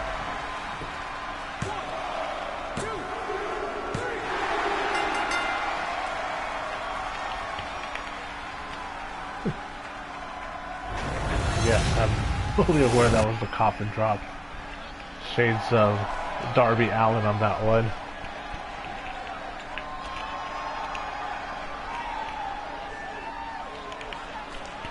Hello, hello.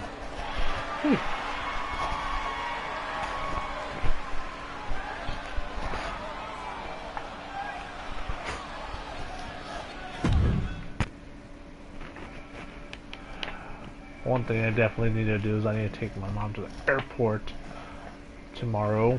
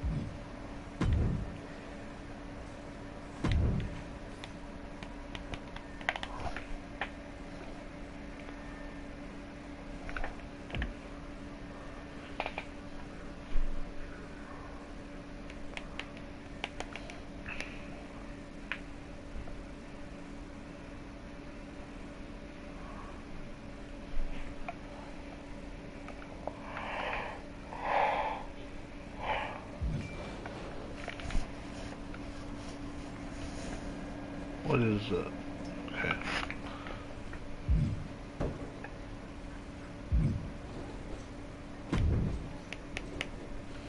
I haven't checked in with you for a bit. How are you holding up?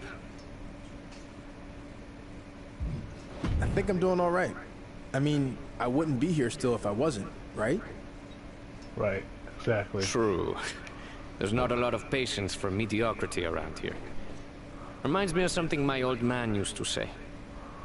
Good enough is only good enough if you're good enough. He really had a way with words. I think what he meant was you can coast by if you have the talent, but if not, you better work twice as hard to make up for it. Makes sense, I guess. Does he offer you gems like that all the time? Not anymore. We haven't really talked in a while. Yeah, anyway, speaking of working twice as hard, in Mexico, 2 out of 3 falls matches are very popular. I was thinking it would be cool if you and I had one here at the PC. What do you think? I'd be honored. Let's do it. Lucha Libre style.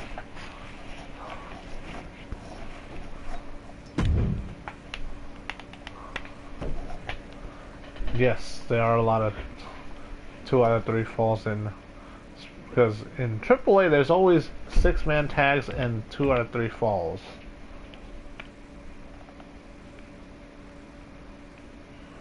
But one thing in Lucha Libre, you don't see too many one-on-one matches. I know we see that a lot of one-on-one matches here in American Pro Wrestling, and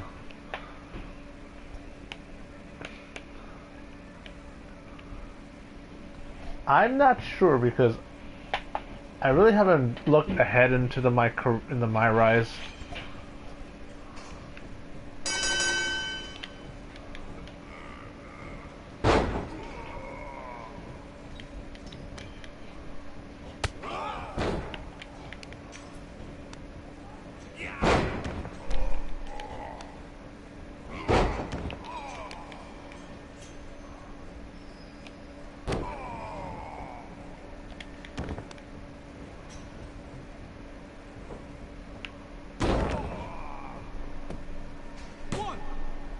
Only a 1 count.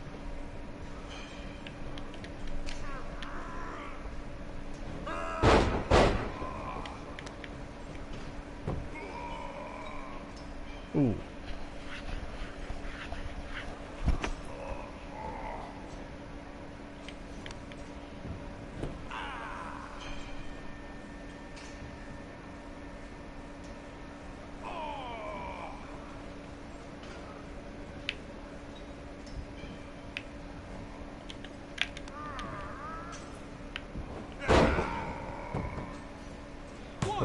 Snap vertical suplex, floating it over to a pinfall.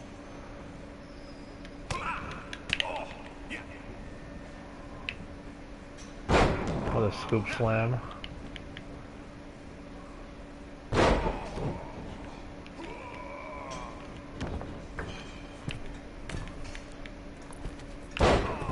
Leg drop on the top rope.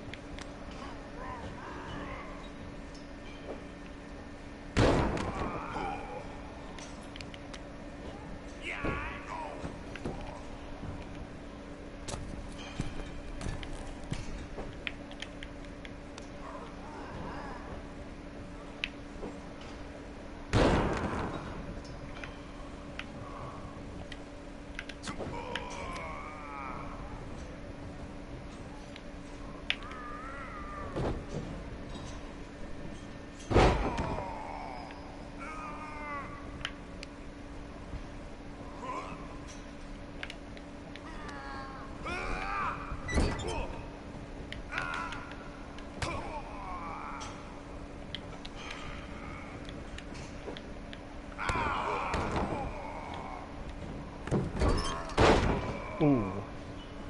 Rope break. See, that's the one thing I need to. I forget what are the controls to drag your opponent away from the ropes.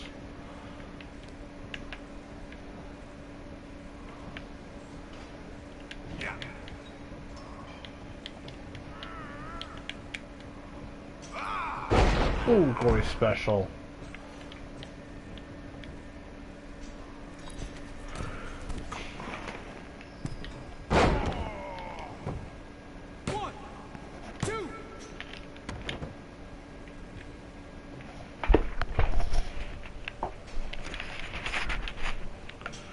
Let's continue with. Ooh!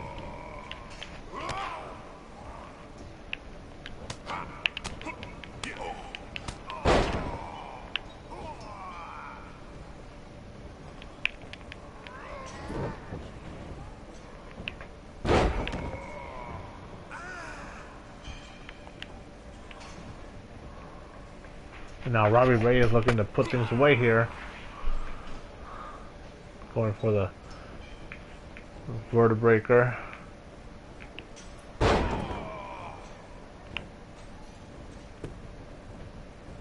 Cover now. 1, 2, 3.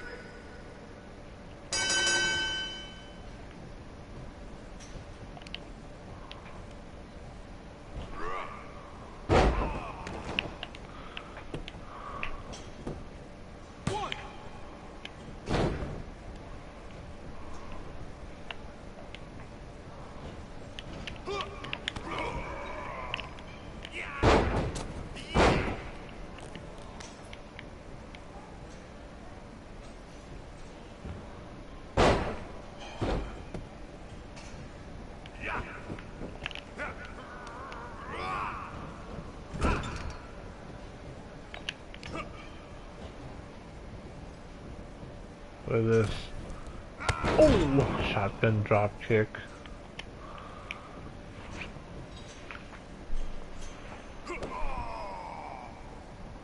Going for another vertebraker.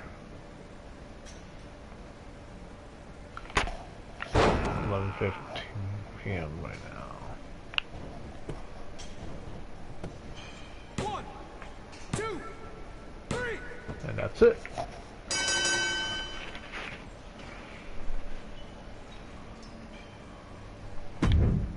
I keep working till, because that analogy, that to be able to have to work twice as hard, because that applies to me a lot, because so many times I have to work twice as hard, or even 4 times as hard just to be just as good or half as good, and I hate that. I'm always having to work that much harder just to.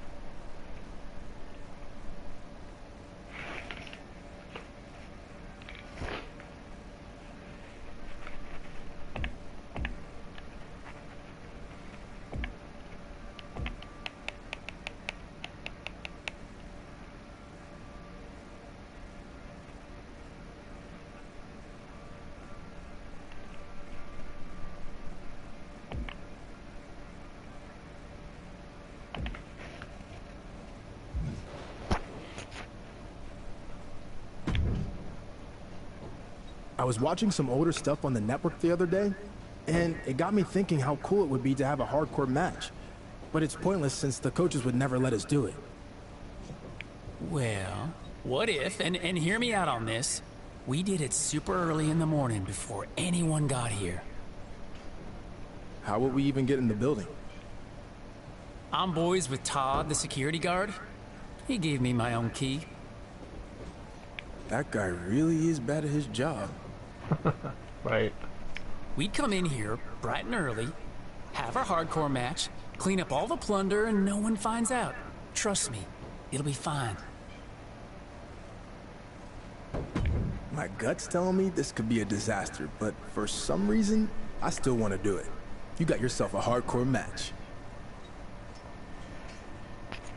Early bird gets a hardcore match. And to my understanding, that this is the way that this MyRise is just these one-match storylines right now in the PC.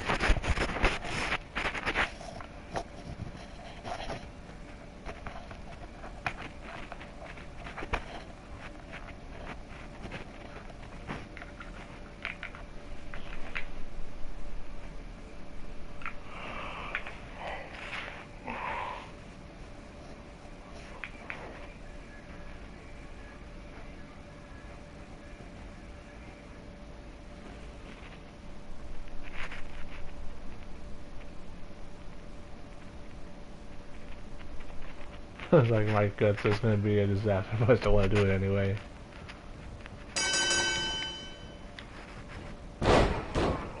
And chase with that satellite DDT.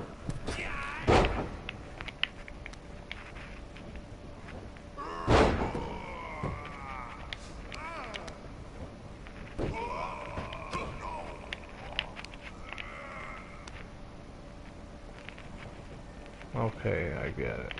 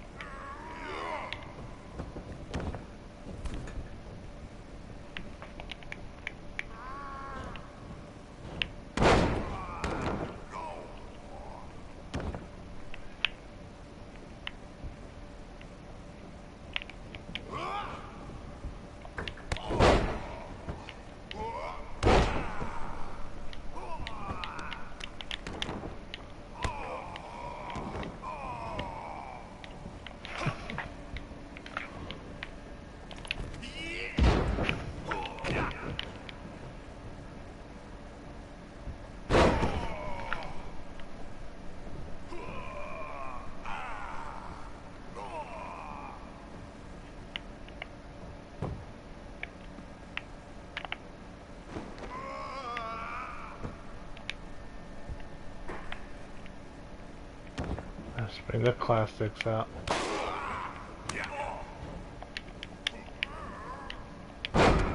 Little whippersnapper.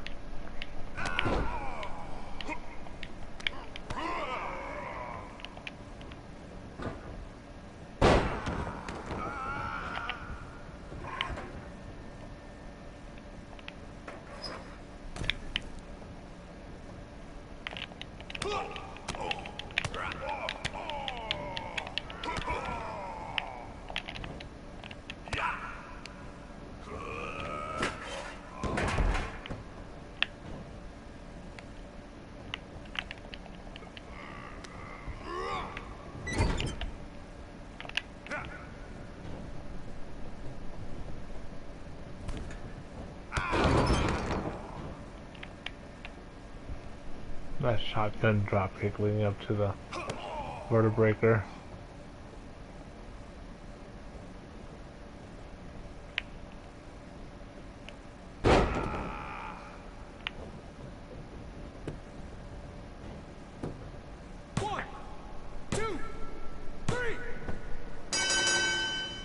Uh-oh.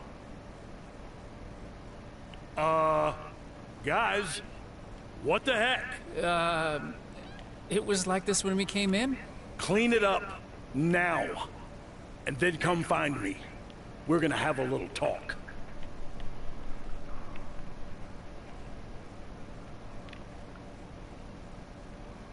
I told.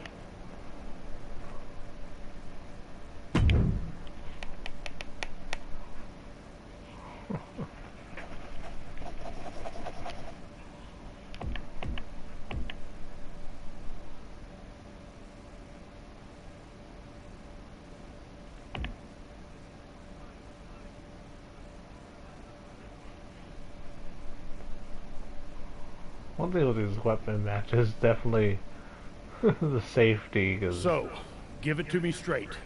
Who do I blame for what went down out there? I'll admit, I floated the idea, but Chase was the one who convinced me to do it. He even had a key to let us into the building. Freaking Todd. Yeah, if anything, it's Todd's fault. Stop trying to throw people under the bus. Both of you. Man, you two are snitches. And snitches get riches. That's not how the saying goes at all. So here's the deal. Since you both are to blame, and you both seem to love hardcore matches so much, I'm gonna let you have another one to get it out of your system. Only this time, it's going to be under Iron Man rules. Is it gonna be a triple threat with Todd? Since you know he was also to blame. No. And don't ever do anything like this again, or the punishment will be 10 times worse. Now get out of here.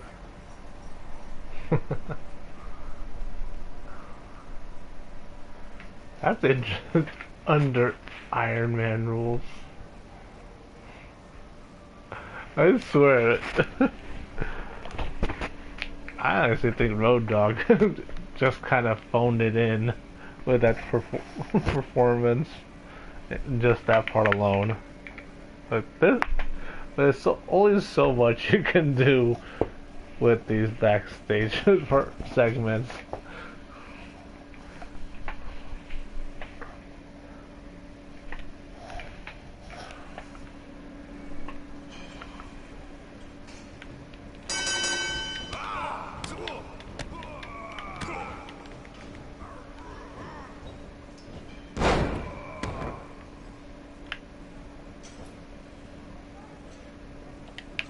Well, they're in the closet.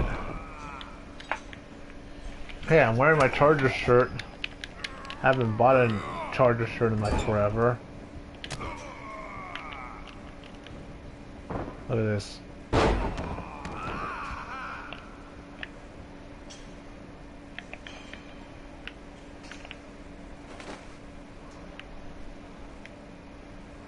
big. Got the big toys. Speaking of big toys, for one of the shipped orders, ooh.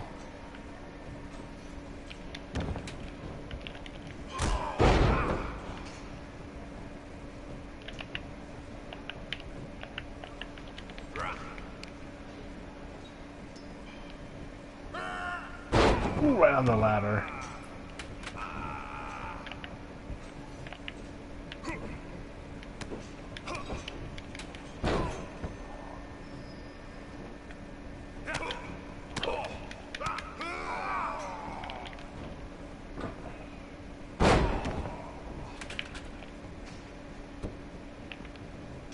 I was really trying to get that ladder into play.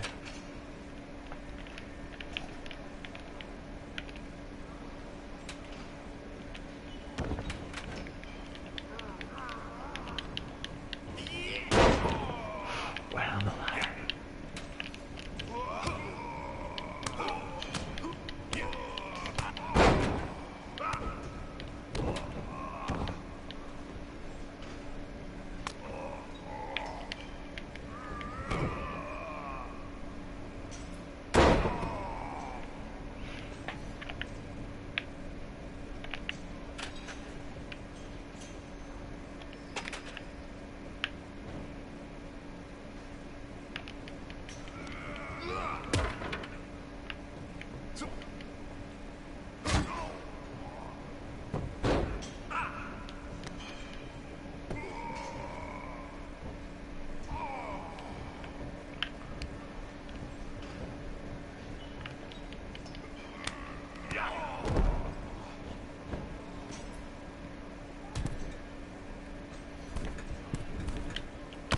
Oh, nice move right there with that Phoenix splash. One, two.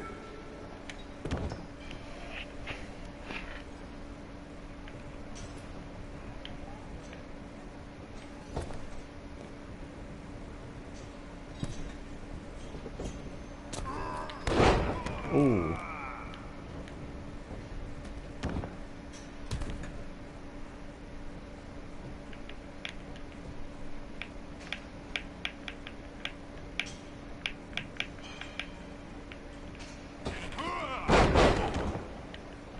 That was a disaster.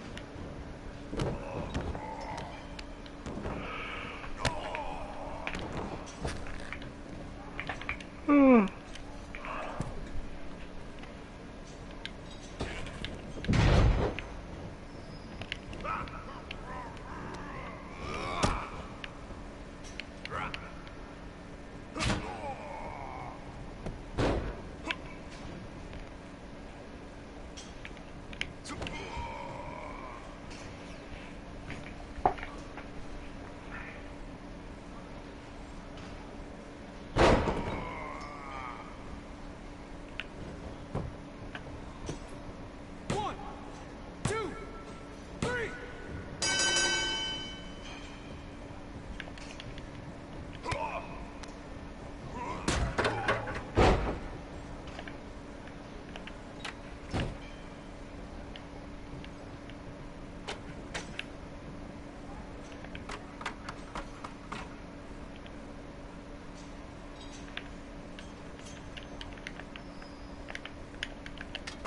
What the hell?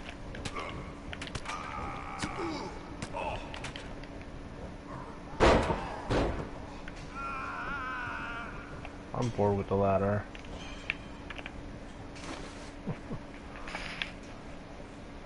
Alright, get the tables.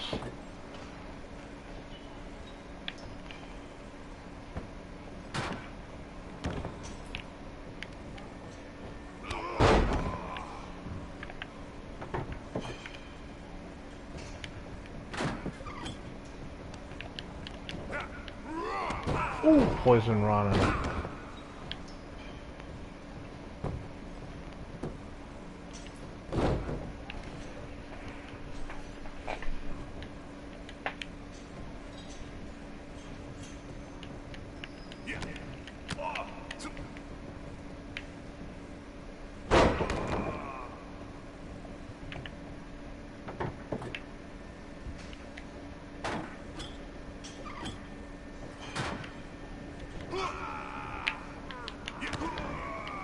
Alright, thanks for dropping in.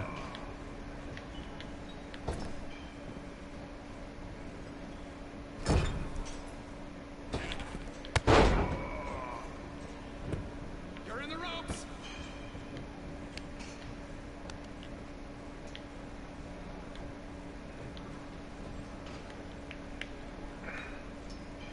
I'm not a fan of the red effect after hitting, after being on the receiving end of a signature move.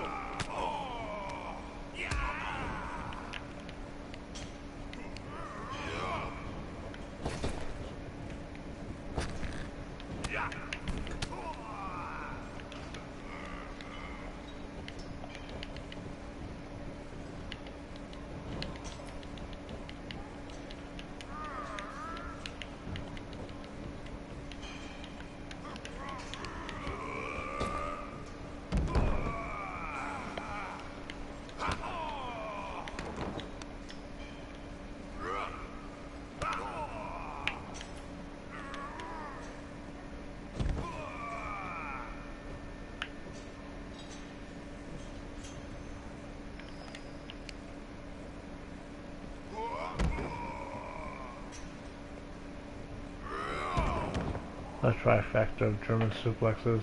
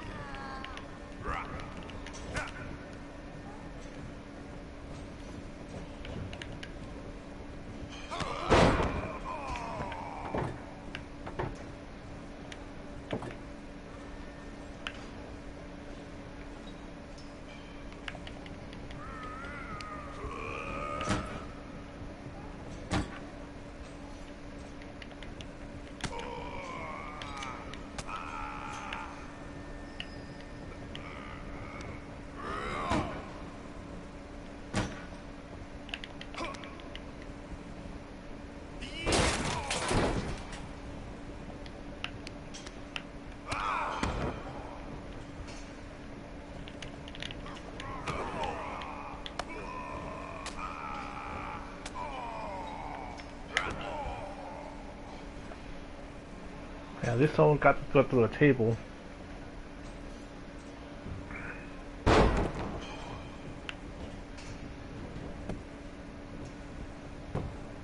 One, two, three.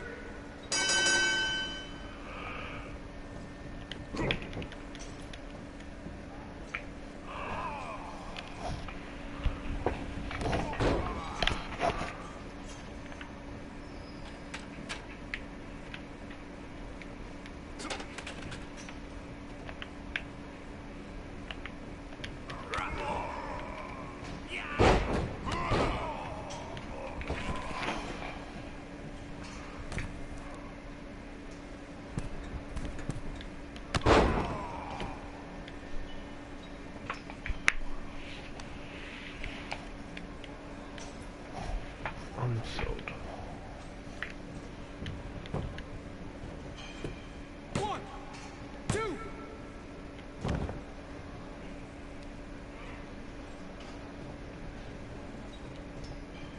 Yeah.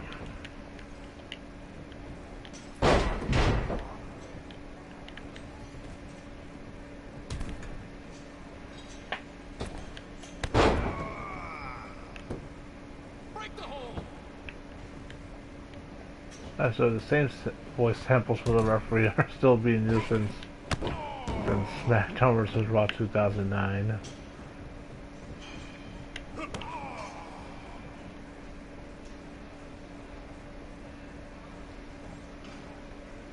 Forgot about the tables, the ladders. The only missing are One, two, three.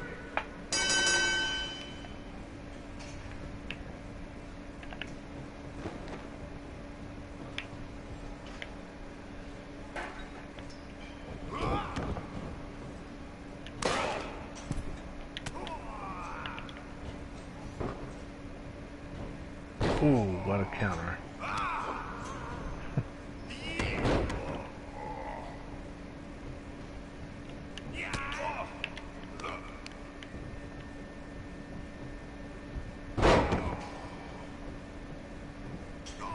So tough. I'm just tired.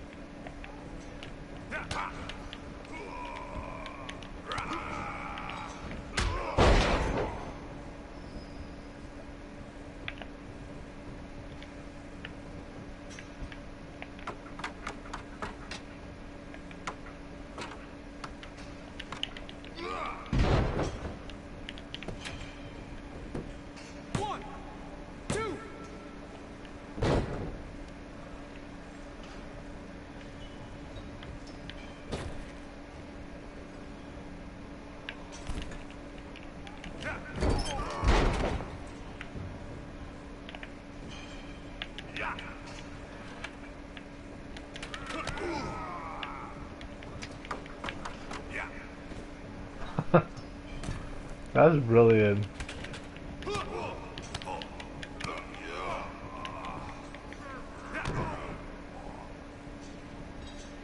Yeah, at least the ladder got put into effect again. Got good use out of the ladder. Come on, right on the ladder.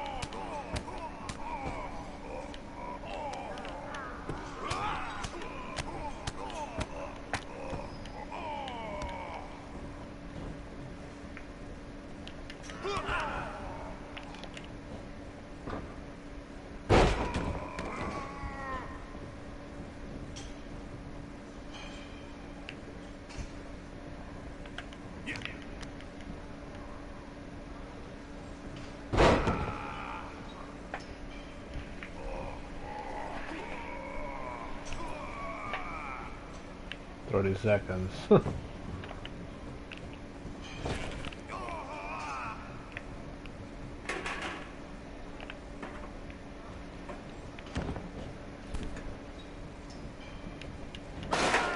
There we go.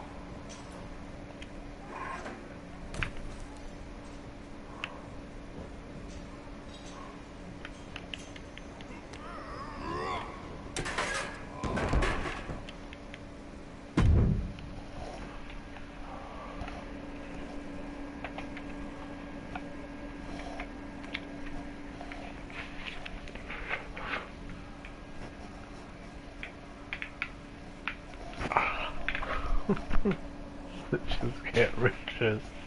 That's not how it goes. The snitches gets stitches. I'm tired. Smoke it up.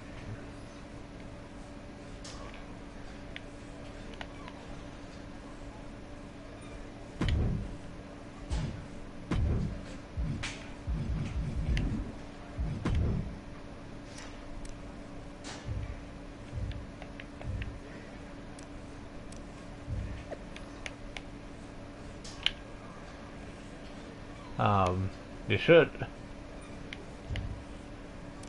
chase the rib.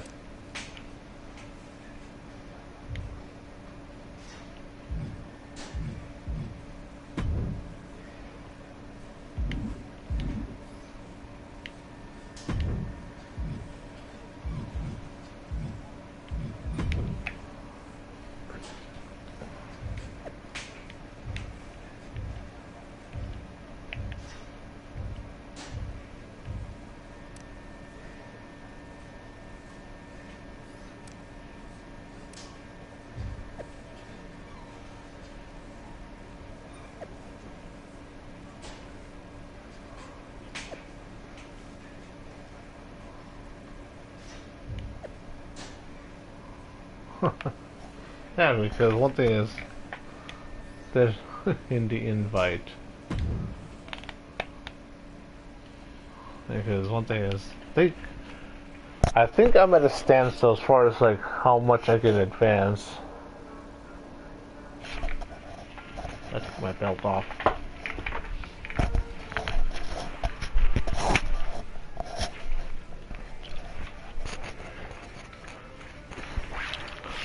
Look, I want to feel amazing. One thing is I need to weigh myself in the morning to see how much I weigh because I'm... Hey, glad you made it. I'm Baron Blade. Whatever you've heard about me, don't believe it. Unless it was good, then it's totally legit. So you two ready for the big show tonight? Yeah, can't wait to check out all the matches. I'm sure you'll be able to watch from the back a bit. But I don't allow wrestlers in the audience.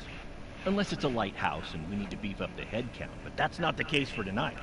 especially after we blew up on social media, saying 2 future WWE superstars. Oh, are you serious? Wait, are you saying we're in a match?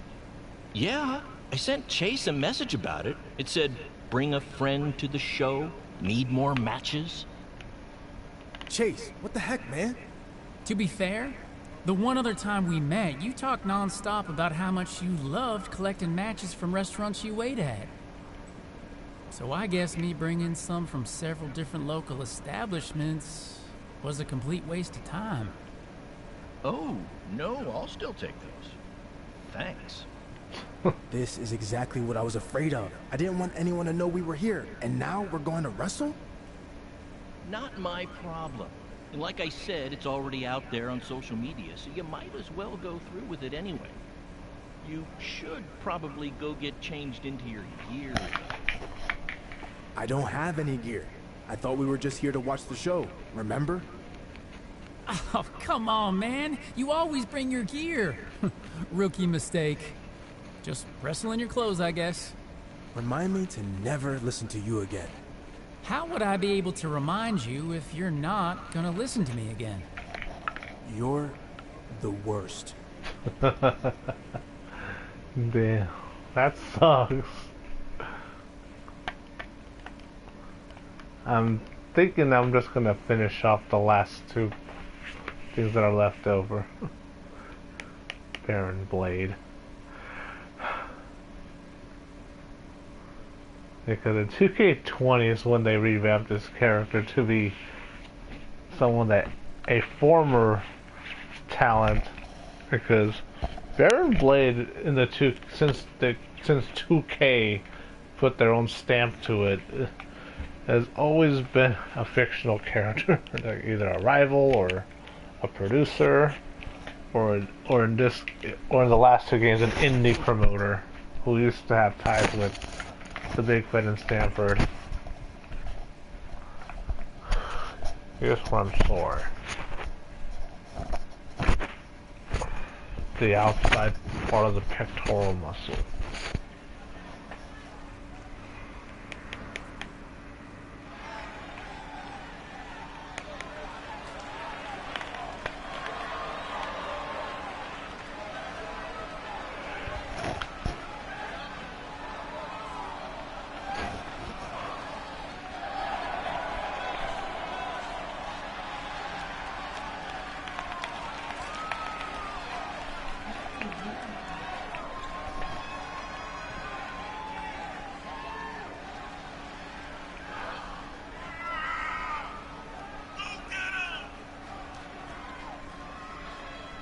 Blackhawks.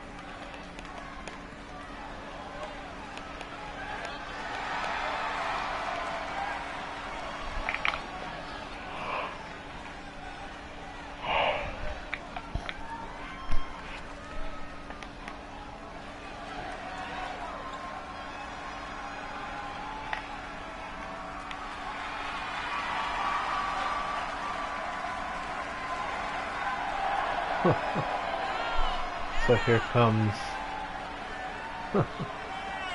Chase, formerly Ribby.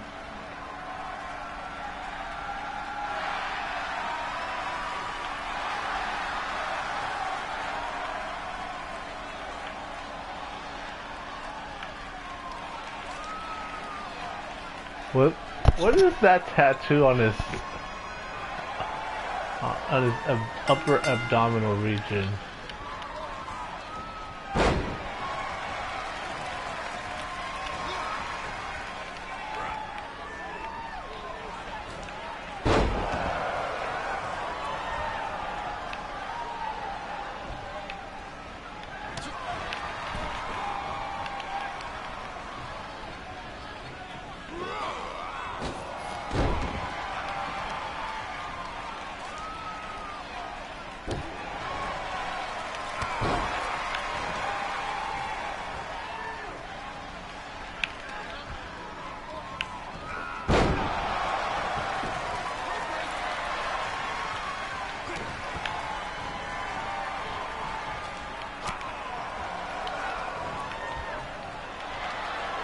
One thing I'm wondering with a lot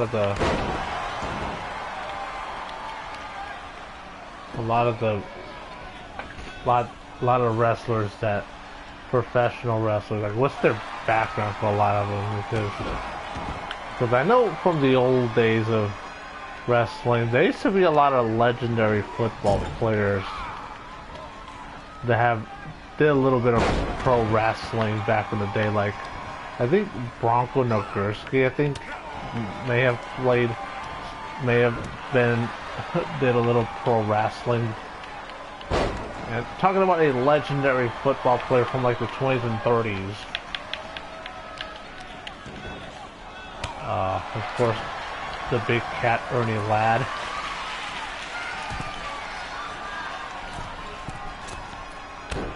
Vern Gagne.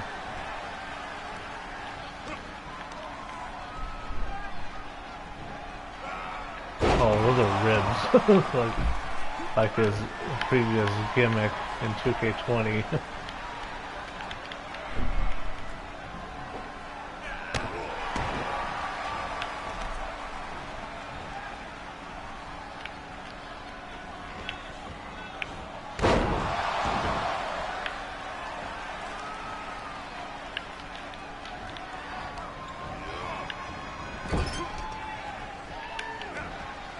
I'm surprised that in this game in 2k22 they didn't have any female referees. Because there's quite a few female referees in WWE. And I know Aubrey Edwards isn't the only female referee in the biz.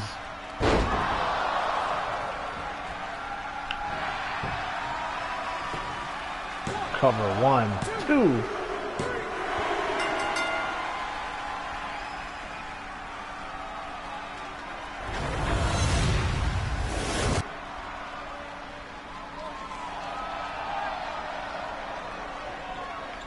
I wonder if that's the same high school that in the 2K20 story mode.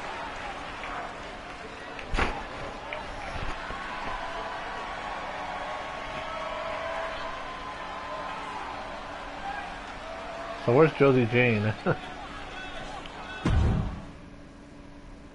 And where's Josie Jane? Where's Red and Trey?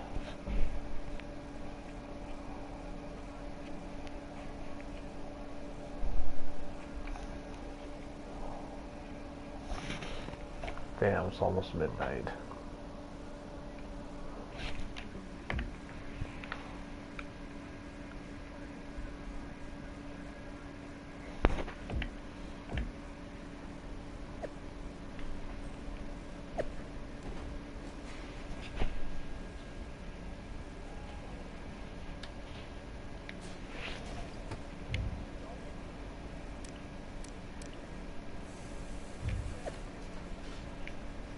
Ooh. No bueno.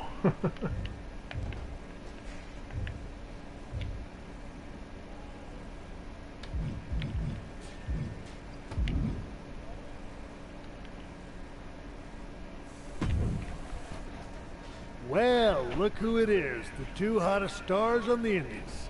I guess you saw what happened. I'm certainly not an expert on the old internet, but it's kind of hard not to see it. Footage was plastered all over social media. What'd you think of the match? 4 stars? 5 maybe? That's not really important right now. What matters is I wasn't the only one who got wind of your little guest appearance. You know, they do have internet up in Connecticut, right? So here's what I'm thinking. First time offense, sentence is a crap ton of cardio, and then a match against the Viking Raiders. Sound fair? Damn. Yes, that's more than fair. And I promise it won't happen again. It better not. Or you two will permanently be on the Indies. Now go do laps around the building until the Viking Raiders get here. When might that be? Oh, about 3 hours from now. Go. I don't think I've ever had have that intense of a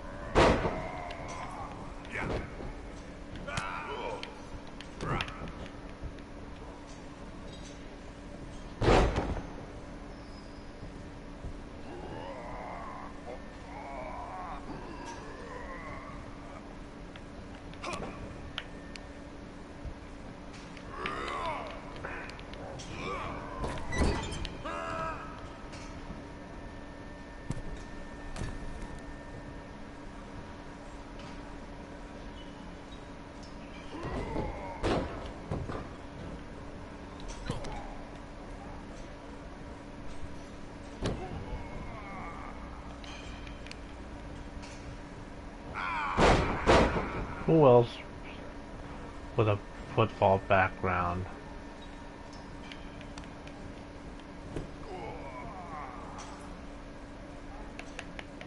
From the old days. Former professional football players that also tried their hand at professional wrestling.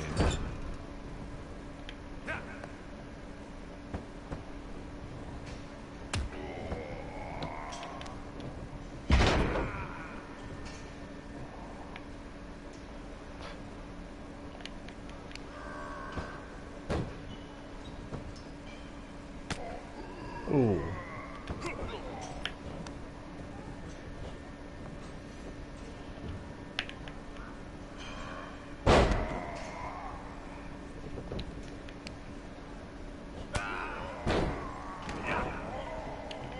Well, I know some of the obvious ones is that William the Refrigerator Ferry has been in a few matches.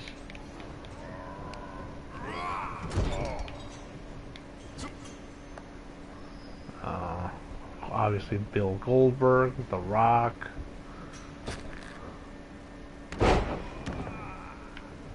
Roman Reigns.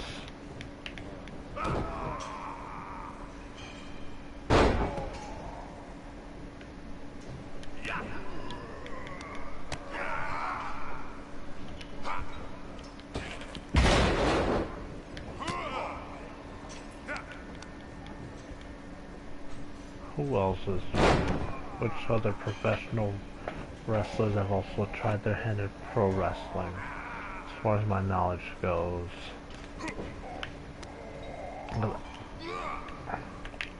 Because I can't really count Brock Lesnar because it was the other way around.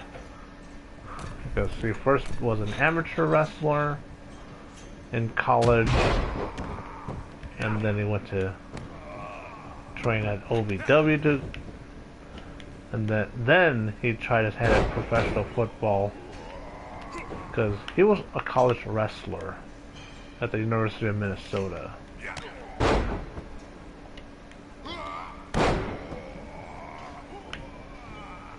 And I don't think Kurt Angle doesn't count when he tried out for the Steelers in '95. Oops. Let's see.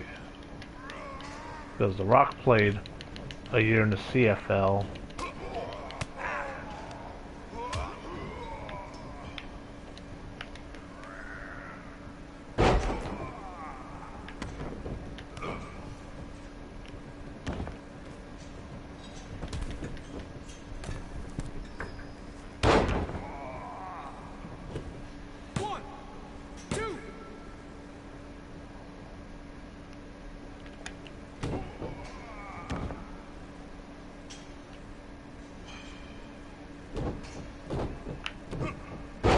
A standing 450.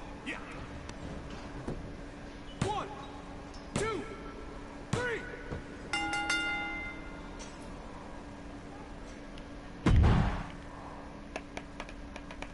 I'm trying to think who else.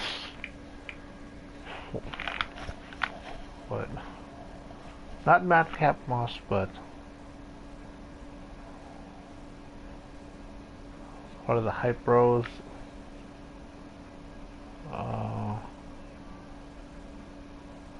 Oh yeah, the Alpha Male Monty Brown, who played with the Bills and Patriots.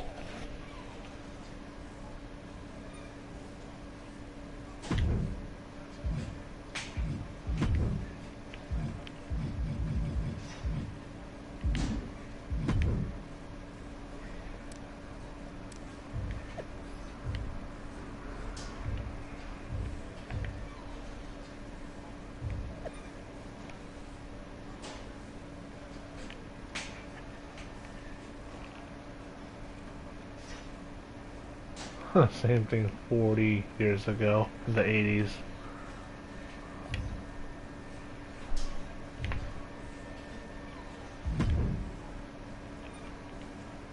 Alright, so I'm going to stop right here. So I do want to thank everyone for tuning in. So if you like the video, give it a thumbs up.